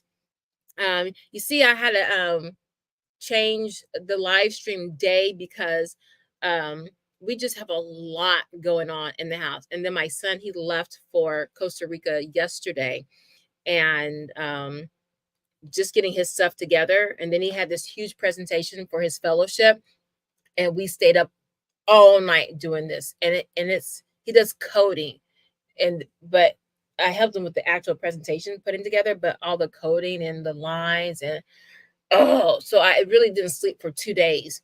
So I think I got sleep. I took a nap. Yeah, I took a nap. This was it yesterday or this morning? And I was an hour late picking up my son and his best friend from their strength and conditioning practice. So they started walking home. So I'm on my way to get them, and I see these boys doing this, flagging me down on the street. I'm like, oh my God, I'm so sorry. I was an hour late picking them up because I was up and then I was just asleep. So I did take a nap today, or yesterday. I don't even remember. And then I was like, oh, I can't go on because I got to drive out to Riverside for my son's stuff. So it's a mess job, but they're not slowing down. But anyway, enough excuses. Okay, what do you think about Denison math? Denison math. Now I used that. I didn't teach my kids with that. I used it. That is Demi. That's Demi with the, hold on, the name's coming with me. Denison math. Oh, hold on. I got manipulatives. Denison math is the alpha, beta, delta. That's what he calls his math levels. Because Denison math, I think that's the old name, but the man's name is something Demi. But what is the math? It's it's not Matthew C. Is it? Yeah, it's Matthew C, right? Let me see. Denison math is Matthew C, I believe. Denison. Or I could be wrong, y'all. Oh, this don't look like it. But that says Denison algebra.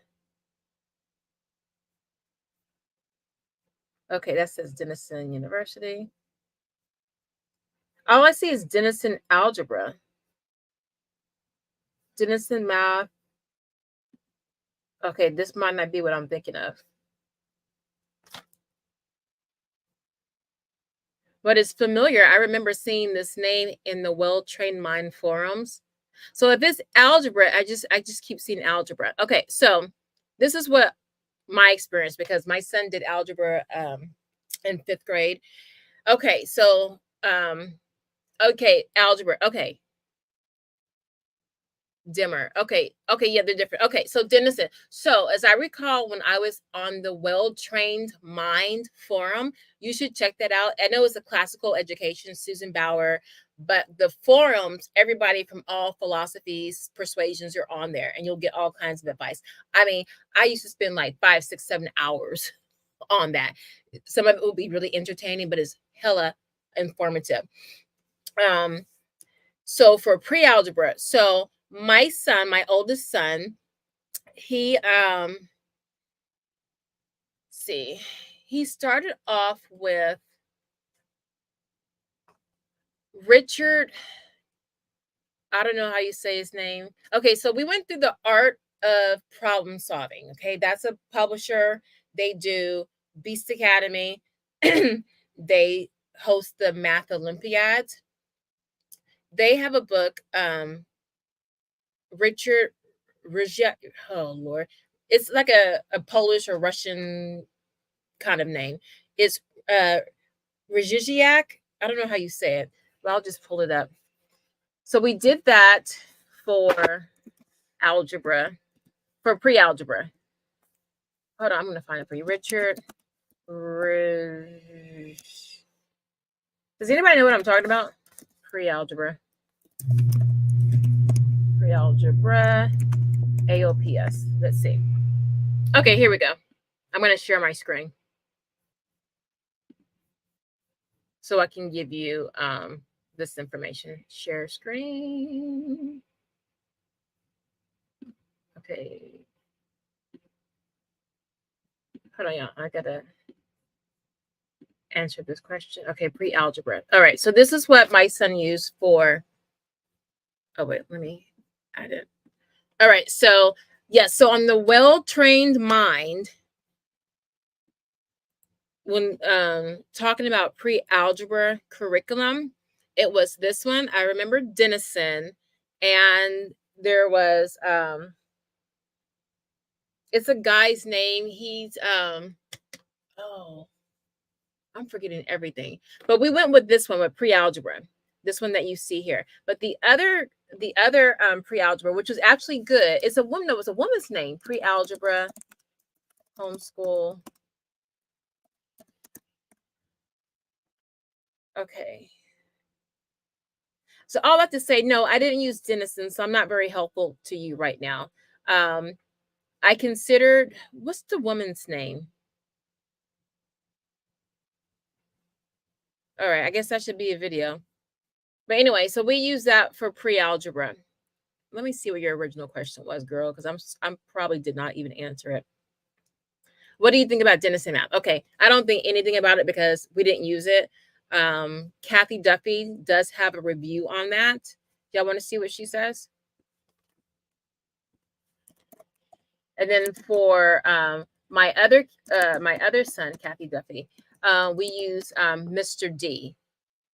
What is it? Denison. Okay. But let's just see what Kathy says. And let me share that screen. Stop sharing. And then share this one. Okay, hold on.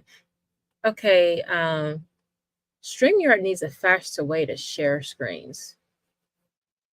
I have to keep going back into a whole bunch of screens. Okay, y'all see that? All right, so this is what Kathy says about Denison. Okay, that's algebra. We went pre-algebra. I didn't do pre-algebra. Let's see if there's a link down below. Look at that book. Oh, the course. Let's find pre-algebra. Okay, I know my eyes can't be this bad. Oh my goodness, my computer was at 80%. Oh gosh, I thought I had put it to 100%. It looked like it was at 100%, but apparently it wasn't. So my eyes aren't really that bad. All right, Denison. Let me do Denison pre-algebra. Oh, maybe he doesn't have pre-algebra. Let's see. Y'all bear with me.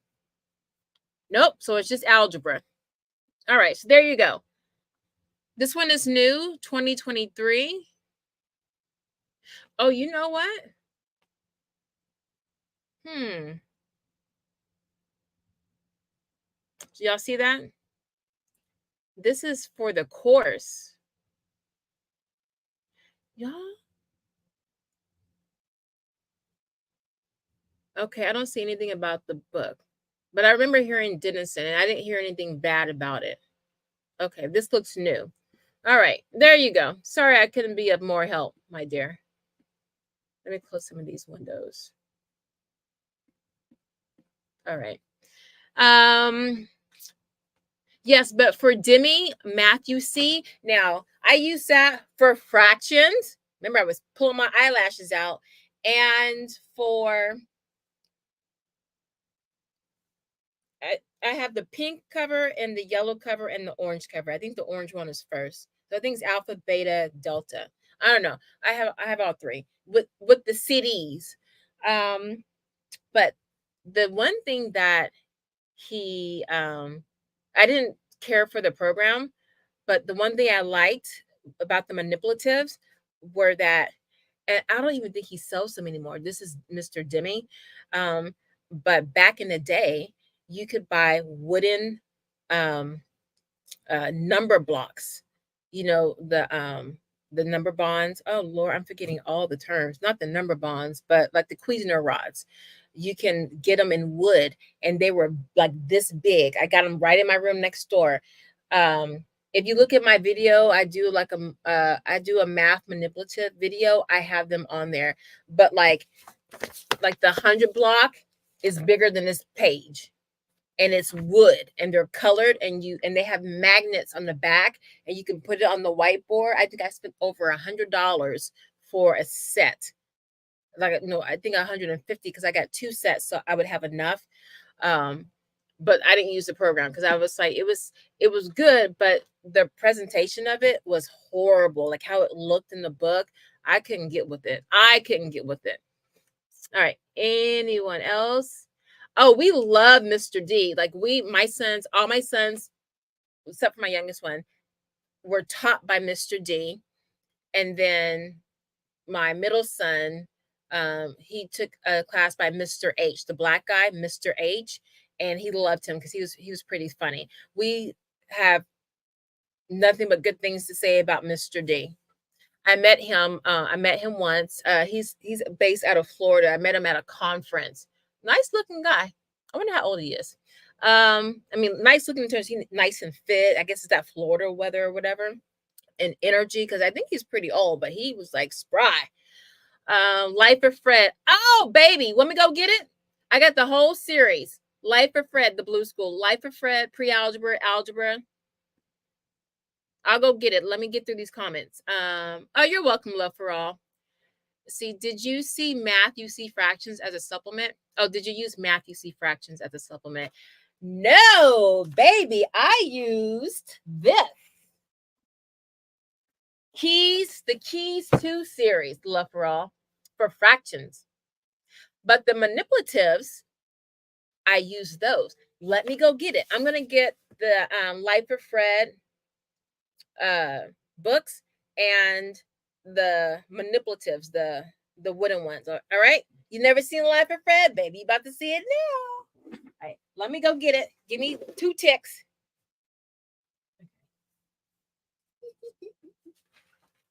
Don't talk about me, y'all. Oh, it's dark outside. I need to get this fixed. All right.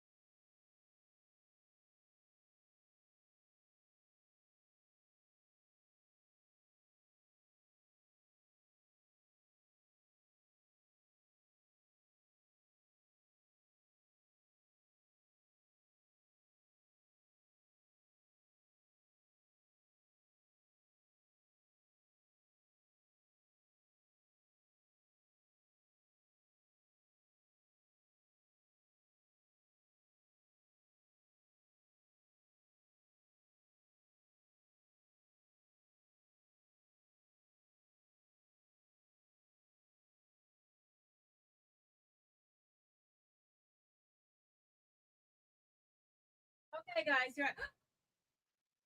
my wall came down. Now y'all can see all my business. All right, hold on. Oh, Lord. All right. It is what it is. All right. Okay, don't look at me. I'm naked. All right. Oh, my whole thing came down. All right. Okay, guys. Y'all still here? All right, most of you are. All right. Let me move this out the way. I have to put my wall back up. All right.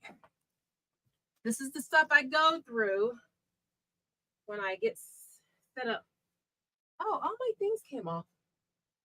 All right. Just bear with me, y'all. This is real life. All right. Really? Oh, here we go. I'm right here. Don't go anywhere, y'all. All right. I know I got to do better. All right. I'm almost done. Okay. Oh my gosh, my behind was right front and center. Sorry, y'all. All right. Woo. All right. So, Life of Fred. Who asked about Life of Fred? Kamika. I looked into Life of Fred, but changed curriculum later on. What was the highest book completed in Life of Fred? I'm about to show you. I have all the books. Did you like AOPS for pre-algebra? So come on me. Okay. Glad you have keys to fractions. I'm on the right track because I purchased it. Excellent. I'm going to have a video on it. All right. So Love for All says she has never seen Life of Fred. All right. So Life of Fred goes from what, kindergarten to 12th grade, or algebra 2 was what? Well, it just depends. Like at a typical school of your average, that's what your junior year, sophomore year. I don't know. All right. So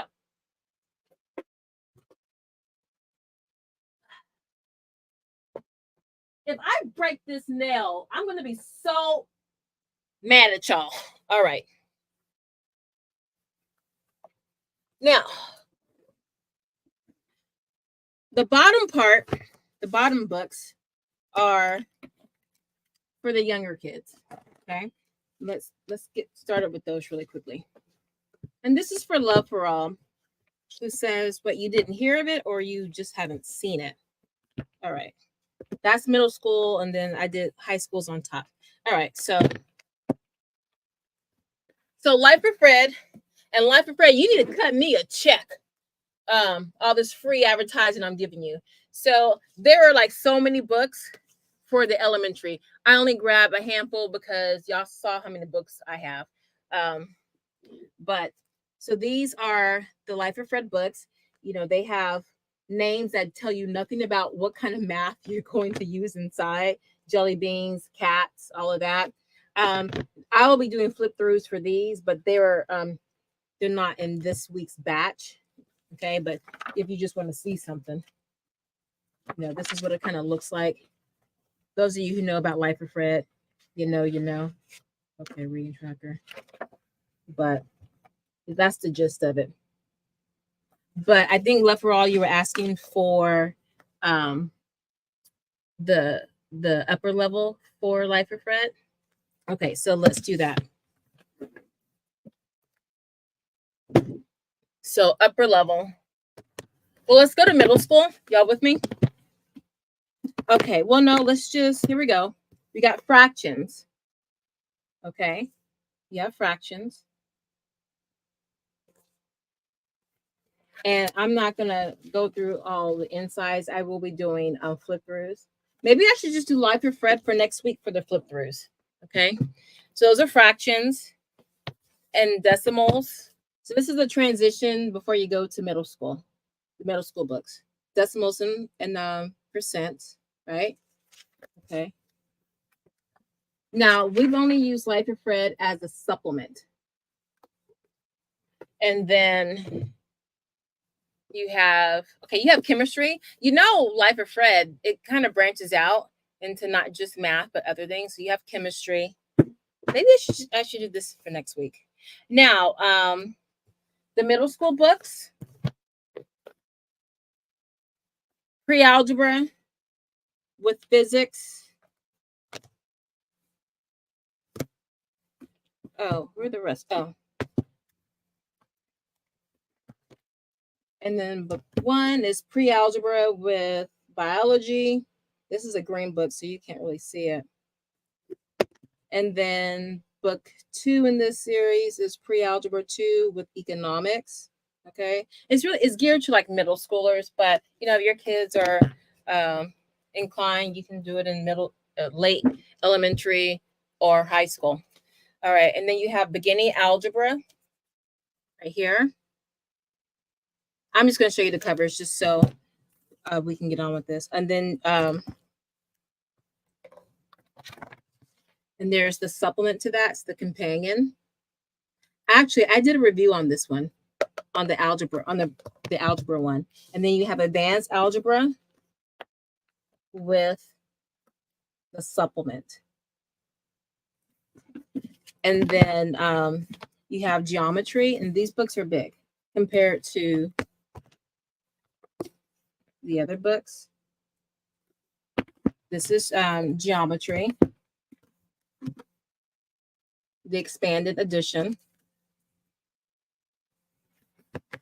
And then you have, oh, I left this one out, advanced algebra And if you go on the website, there are other subjects that are not math that Life of Fred covers. Now, for the Demi, for the math you see, I don't know if he sells these anymore. I'm gonna look it up and see.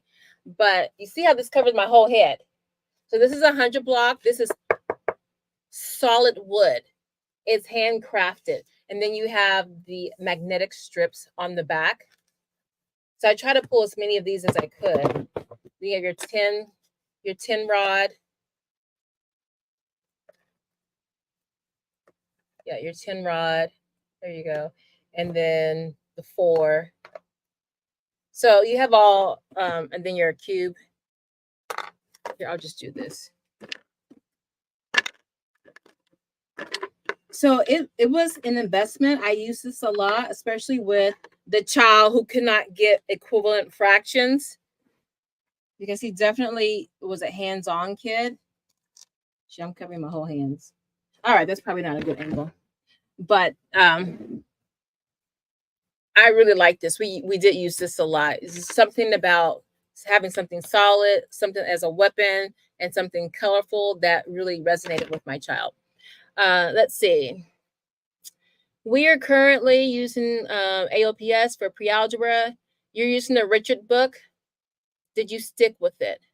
You know, I have the book. I need to sell it, the pre-algebra book with all that little dark cover with the stars or whatever is on it. I didn't teach it. He actually took an AOPS class. It was not cheap either, but he he did take the class on the AOPS website for that. So I don't know anything about the curriculum because I refused to teach it because it was very difficult for me. Let's see. So you know what I'm going to do? Because I pulled out some random things to do my flip throughs for next week. But since you guys have been asking, I'll just make it Life of Fred and the keys to fractions since you guys are asking about it. Because I didn't really have a rhyme or reason for grabbing what I did. So since you guys asked, I'll just go ahead and do that. Okay. Oh, the highest book completed in Life of Fred. I think the highest math level is Algebra 2. I think. No, it's calculus because we have the calculus book. It's calculus. I don't know where it is. I think it's on my son's desk.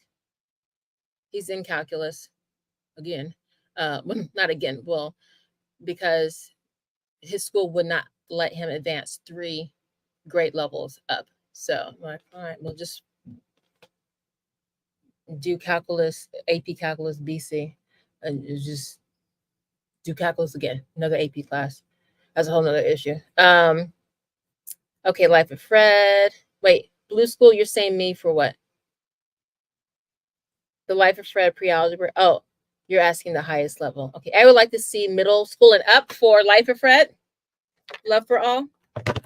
So middle school, listen, let me tell you, for math, I find a lot of kids have math success because they're so solid with the foundations. It's not like they're brilliant and geniuses. It's like they know that stuff inside and out. So when you say middle school, I say, look, fractions are really, well, subtraction with zeros and multi-digit subtractions. That's one of your first potholes in your math journey. Fractions is a real big old pothole for so many kids, right? If you don't have that down, you're going to struggle. So for middle school, who asked about middle school? Love for all. If you wanted to do love, are we talking about Life of Fred? So those books, I would start with, seriously, for middle school, as a supplement to make sure your kids are super asphalt, lava rock solid. Before you go into these books, the pre-algebra books with economics, biology, and physics. So it's math with science, right? No, economics is math. I would make sure if you can check something out for free. This really should be 6th grade. If your child is not super rock steady in their foundations, I would say these would be middle school, and then go into the pre-algebra stuff. For some people, they do algebra in middle school, so you can do beginning algebra for middle school if you wanted to do that. Okay. Let's see. The one thing I hate about pulling all of these books out is that once the live is over, I gotta put all this stuff back. Was at the library and I saw it and thought perhaps I would check it out. Yeah, go do it. You're talking about Life of Fred. That's one book you would see in the library is The Life of Fred. My daughter is in 6th grade but not strong in math. You know what? I would definitely look at Math Mammoth, or I just did a review on it. No, Math Mammoth, because it's very repetitive. It's for kids who need more hand holding. Math Mammoth. What was the other one? Guys, what's the other one? It's the big blue book. I got it sitting on top of my printer because I'm going to sell it. Yeah, Math Mammoth. No, it's not Math Mammoth. It's Saxon Math. I would definitely go with Saxon Math for your 6th grader who's not strong in math. It repeats a lot. You find that kids who are shaky, they need that constant repetition to really help get a stronghold.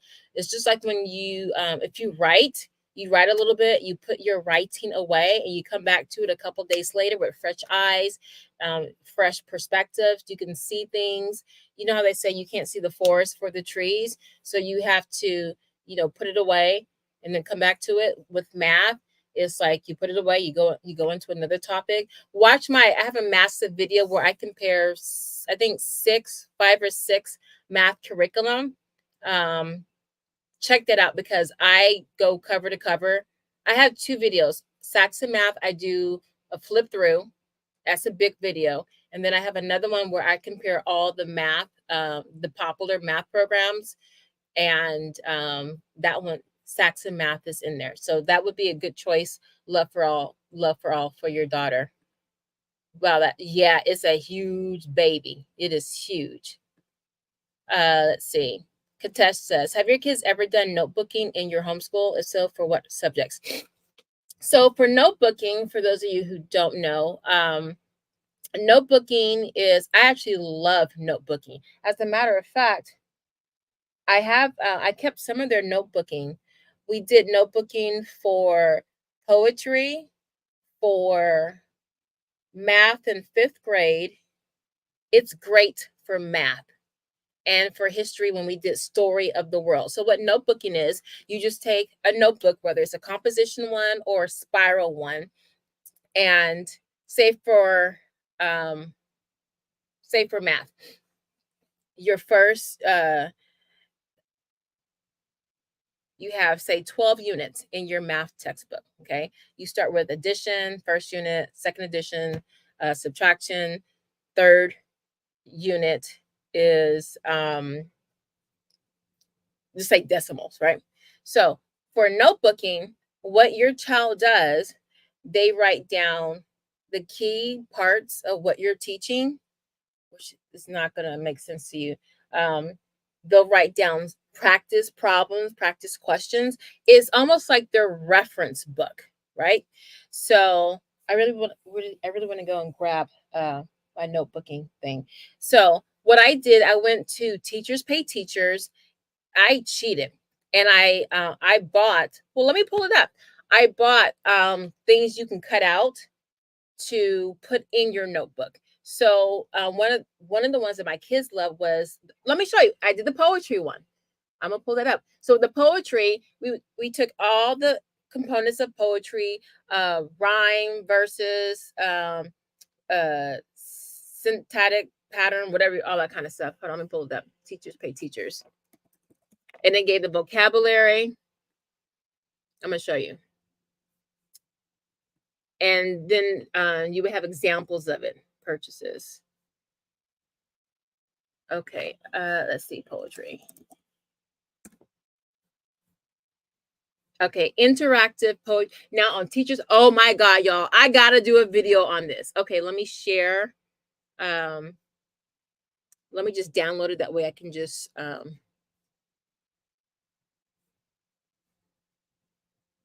me just share my screen. I'm trying to see if there's anything showing my information. Nope. All right, let's go. Let me share this. So I love notebooking. Share screen. Notebooking can change your life, especially if you just buy the stuff. All right, can y'all see? Let's go here. Oh, I have to add it. Okay, so this is what it looks like. Hold on, let me take, sorry, Katesh, let me take your comment down. Okay, so let me go ahead and make this bigger so I can see with my bad eyes. Okay, so it is worth every bit of dollars that this costs. Okay, so, oh, hold on. I gotta go to the actual screen. Okay, so this is what it looks like. So you're doing a lot of cutouts. Now, if you don't want to be cutting a lot of stuff out, this might not be for you. You don't have to cut out a lot of stuff, but it really, it's really worth it. It's different from a lap book, because a lap book, you only put just a small amount of information because it's just a folder that, you know, a regular file folder that you fold into thirds and then you put key information. But a notebook is for more information and it covers more of that topic. So you see here, and you just glue it into the page onto the pages of your notebook. You see here, like right here. And then they show you how to do that. Let's see, make it bigger. Yeah. So they call them interactive notebooks. Now, the old school notebooks, they don't do all that. But these just make it more fun for, and Loving Lit, I love her store. She is an amazing designer of curriculum. Let's go for it. Come on, come on. So they show you, like, you know, how to put everything together, how to cut it out, stuff like that. And then let's get to the nitty gritty. And that's what it looks like. So if you got a kid who likes to color and trace and they're into, you know, that kind of stuff, that would be great for them. If you got kids who are like, oh, I have to cut out all this stuff. No way. So, but I have so many of them. I have poetry. I have like 5 different math ones. I got a history one, but a specific history one. So yeah, but to answer your question, Katesh, yeah, we definitely have used notebooking. And you can use notebooking for all subjects. Science would be great because it becomes a reference book for your kid, and it's a personalized reference book, a personalized one. Okay, you are correct. You will struggle. Yes, you just buy something that's pre-made and get on with your life. My daughter isn't rock solid. Oh, we're talking about Saxon math. Saxon math. Go check out my video on Saxon math. Love for all. Okay. Love for all says, what's crazy is that she does better sticking with one concept at a time. Saxon didn't work for her in 4th grade. Maybe now she's more mature. She may be okay.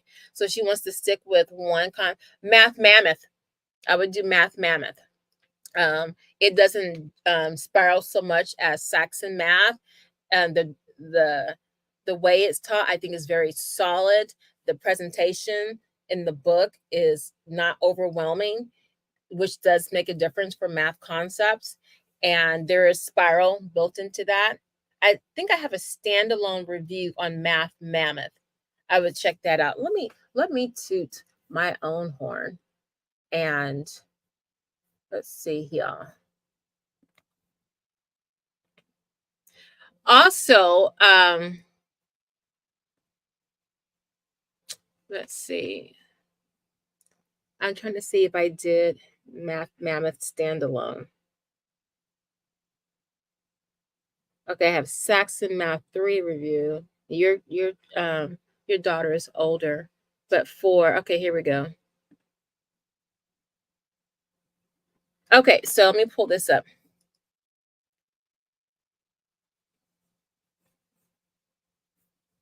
Share this screen. Hold on, I'm going to show you.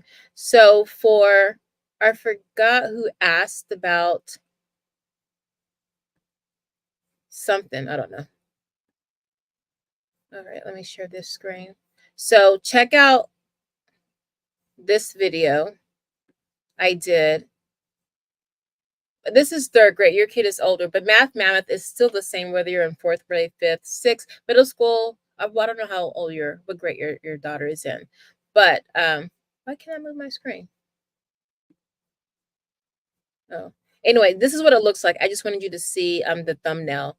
So I'm comparing Math Mammoth, Primary Mathematics, Beast Academy, and Saxon Math. I think I have a standalone of it, but if not, I need to put that on the schedule. Okay, the spiral in Saxon Math was not for her. I'll check out Math Mammoth. Okay, yeah, do that. For Saxon Math, children who have low working memory, meaning they can't hold a large amount of information at one time, Saxon Math is great for them because like on one page, it will cover 4 or 5 different concepts or topics. So it could be too much for some kids, too busy, if you will. I think Math Mammoth is a strong option. Is she in 4th grade? No, you said she used it when she was in 4th grade. So maybe she's in 5th grade or 6th grade.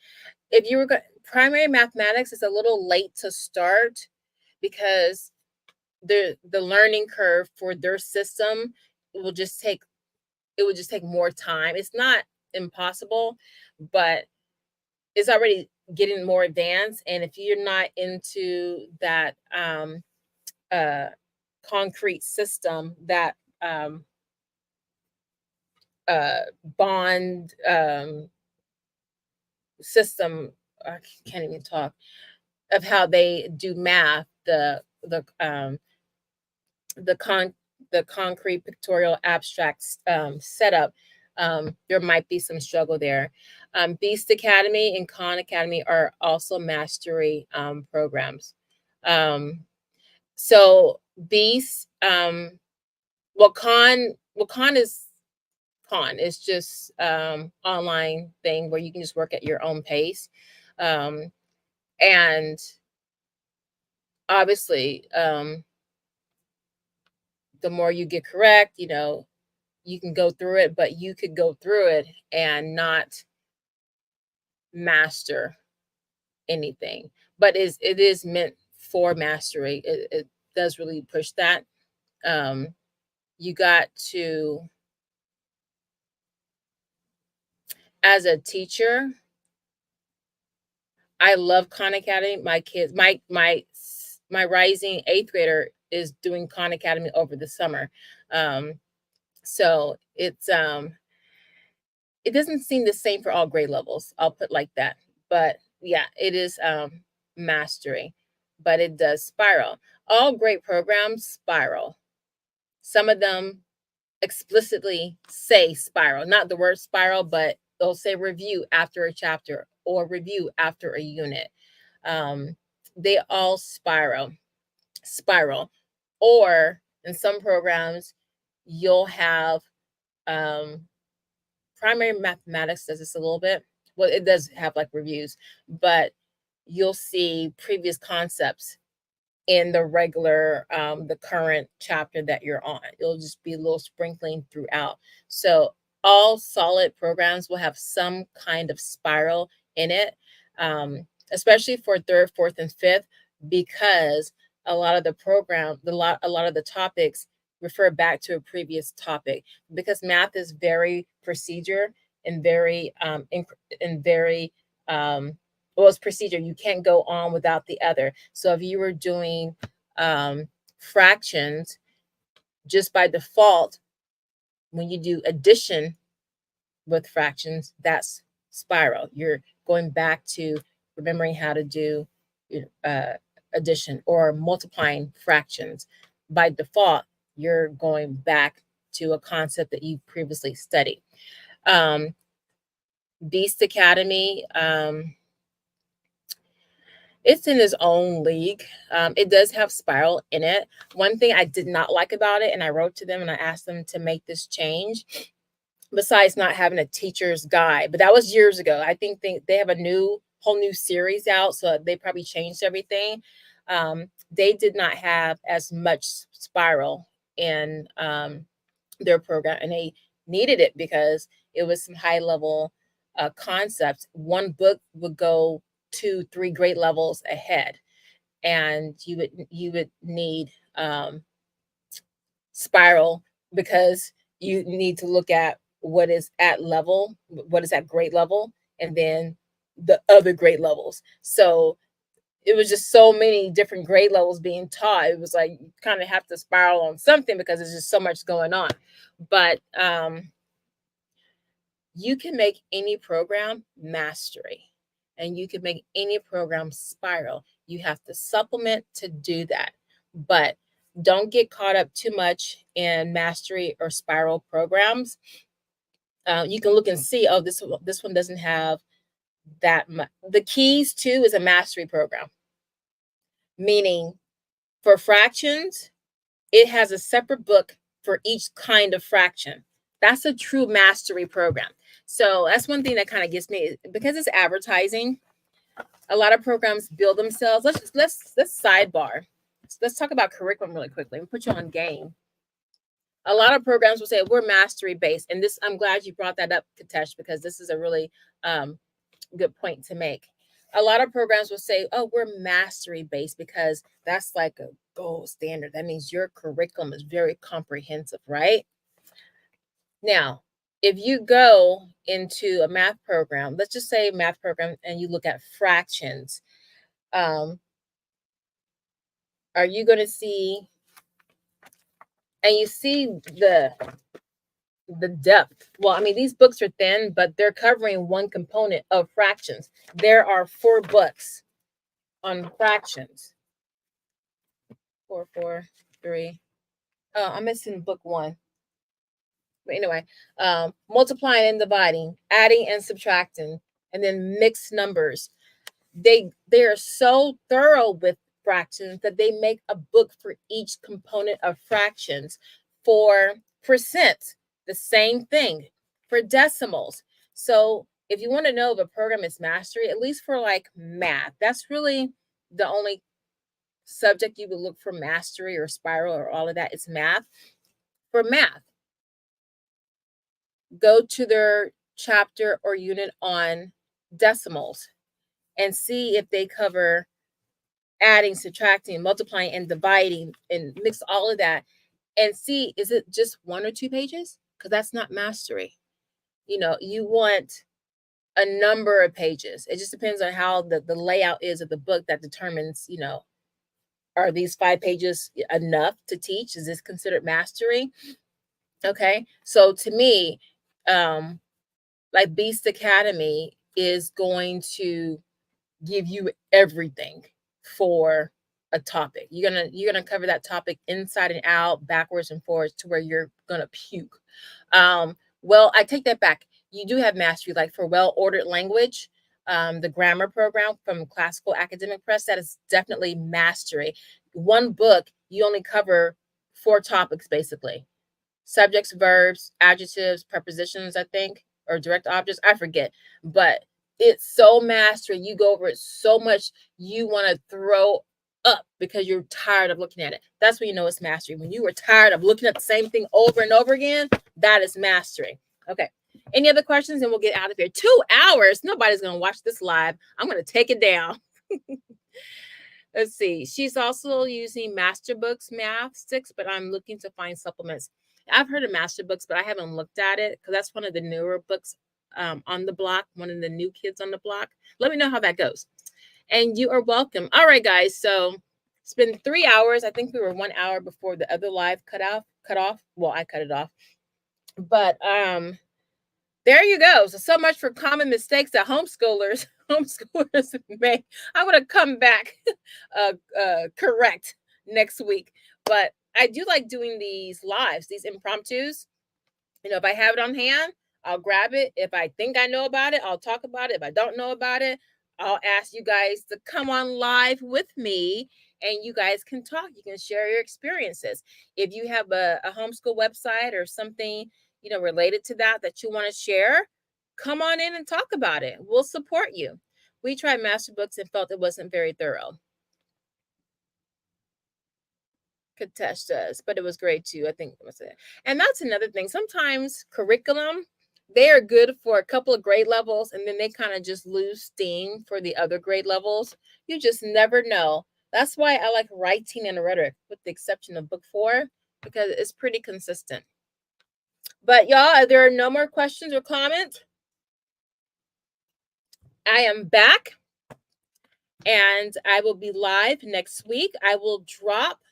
Well, since I have all these books in here now, I'll just probably tomorrow, because I'm hot and I want to get a full night's sleep because I haven't slept in 2 days. Oh Lord, y'all, listen real quick. Okay, so I had to take my son had to be at the airport at 3 o'clock in the morning, which means I had to get him up at 2. So he's all packed and everything. So before we leave, I give him this passport holder. It goes around your neck. It's like a necklace. But I throw it to him. Now he's got really big hair, so I throw it at him to put over his hair and put around him. I guess he thought I just threw it at him.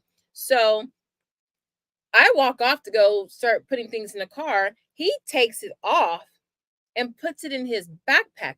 I didn't see that, which was very key. So we're in the car and we're driving, and so I'm kind of just going over things mentally. And so I look at him, and it's kind of a big blue necklace. So I don't see the strap around his neck. And it's dark now. It's 2 a.m. and the car is dark. But mama eyes see everything, even in the dark. So I'm looking at his neck, and I'm like, oh God, where's your passport? And he's like, I don't know. So I'm already like 5 minutes into my drive. And I'm like, oh my God, you lost your passport already. There's no way you can go out of the country. You'll get lost. You'll be instead of going to Costa Rica, you'll be somewhere in Thailand. Who knows? So stop the car, back it up, rush back to the house. He runs inside. I'm in the car. So I grab his backpack, and it's not even zipped up all the way. And so I said, let me just zip it up. And as I'm leaning over to zip it up, I see a bright blue string. That's why I got a bright color, because if it was black, I would have never seen it. I zip it down. His passport is sitting right there on top of his, at the top of his backpack. So I run into the house, grab him, and I'm like, dude, you didn't know you put your passport in your backpack? He goes, oh, that's what it is. Hey, I guess he thought I meant the actual passport and not the passport container that it was in. Child, this is the kid that I said needed to work on his character skills and life skills. So I'm like, dude, but you obviously just put this in your backpack. That was the last thing you did. That didn't even register to you. He was like, no, I was thinking about the games I was going to download on my phone. Oh Lord. So that was my morning, worrying that my child was going to get through life by just getting to the airport. So anyway, he's fine. He's sending me pictures. He's having the time of his life. And but I couldn't sleep the whole day. Even though I tried to sleep, I'm just sitting here worrying that, don't lose anything, just get into the country, because then the teacher takes the passports, and then he's got a passport card he can keep on him if he doesn't lose it. But my child's got the attention span of a gnat, and smart as all get out. So anyway, I'm going to bed. So I will record these videos tomorrow. Now I'm encouraged. I'm energized. You guys are like my EpiPen. Now that you're on here and you want to see these things, now I can be energized to, just do all of this recording. So I'm happy that I'm back on. I'm not going to do that again. I'm not going to stay away that long, but I had to. I was working on my other 2 books, and then, my son, he's in this fellowship program that pays, and I've been on him, and my other son has football in another county. It's an hour to get there. each way. So I'm tired. How y'all doing? I'm tired. But I'm here. I'm back. I love you guys. Yeah, you have one of those kids. Yeah, the kids that keep you on your knees and your hands up to the sky. That's that kid. And he didn't used to be that kid. That was the middle kid. Now the middle kid, that's my favorite kid.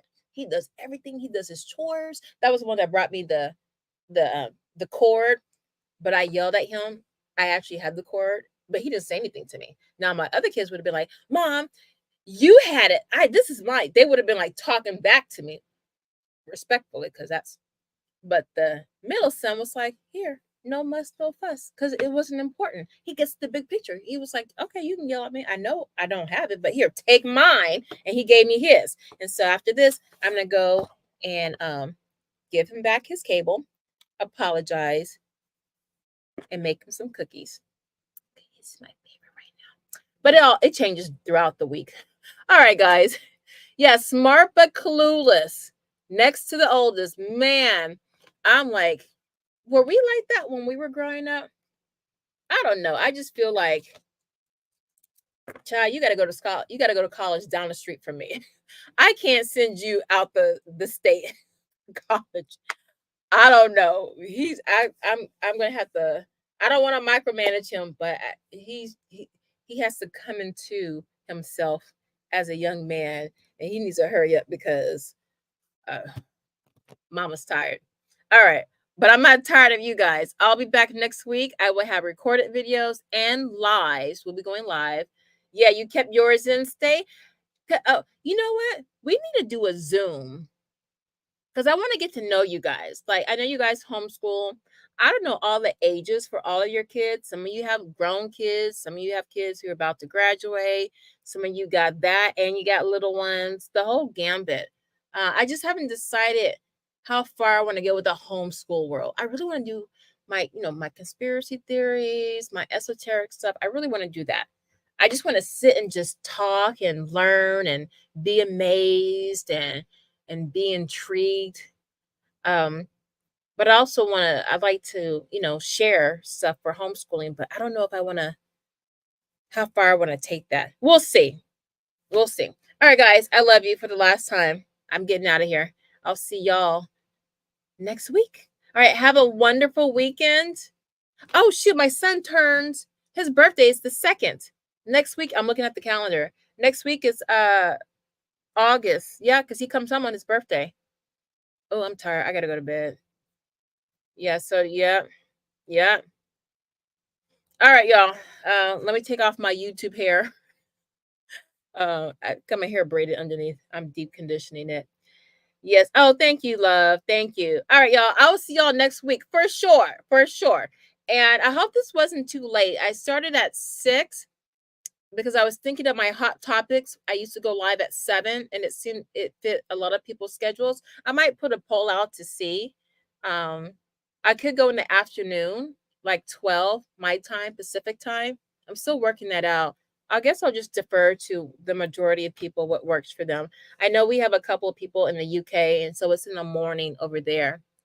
Kimika says, I have one 19-year-old on the 31st and 11 on the 1st. Oh, yeah, mine's going to be 18. So on the 31st. Oh, so this week. Oh, in a couple of days. So you're going to have a 20-year-old, no longer a teen. Ooh, you're going to have a grown child. Well, happy birthday to your baby, Kamika. Happy birthday. All right. I'm out of here, guys. Unless there's a last ditch question or comment, I'm slowly moving my cursor to the end string button. So if you don't get your question out, hold it until next week. Bye. Oh, the copies. Like I said, I'm tired. I'll put these up tomorrow. I'm not going to forget. As a matter of fact, I'll probably make another one just to sweeten the pot. And I'm just doing, this is part of my domino series, just because, I actually do a video where I actually do it, like play with it. But it's so fun. It's just so fun. But yes, I'll probably add more to the freebies. This is part of the kindergarten. You know, the Moffat girls, I'm doing something like that. So I'm going to have a year's worth of things for math, reading, and writing, or handwriting rather. And, but I'm going to give you guys that for free, especially those who are here with me toward the end. But I will, these are the freebies. I'll put these up tomorrow. I will not forget. I'm going to leave them right here on my laptop because I am going to go to bed. But, so it's really just two. I just have one for, you know, regular kiddos, and then kiddos who need more of a challenge. Okay. So, but I'll add more. But yes, but I made these and I haven't really shared stuff that I've been making. So I'm going to start doing that. Do better. All right. I'm out. Love you guys. Bye bye.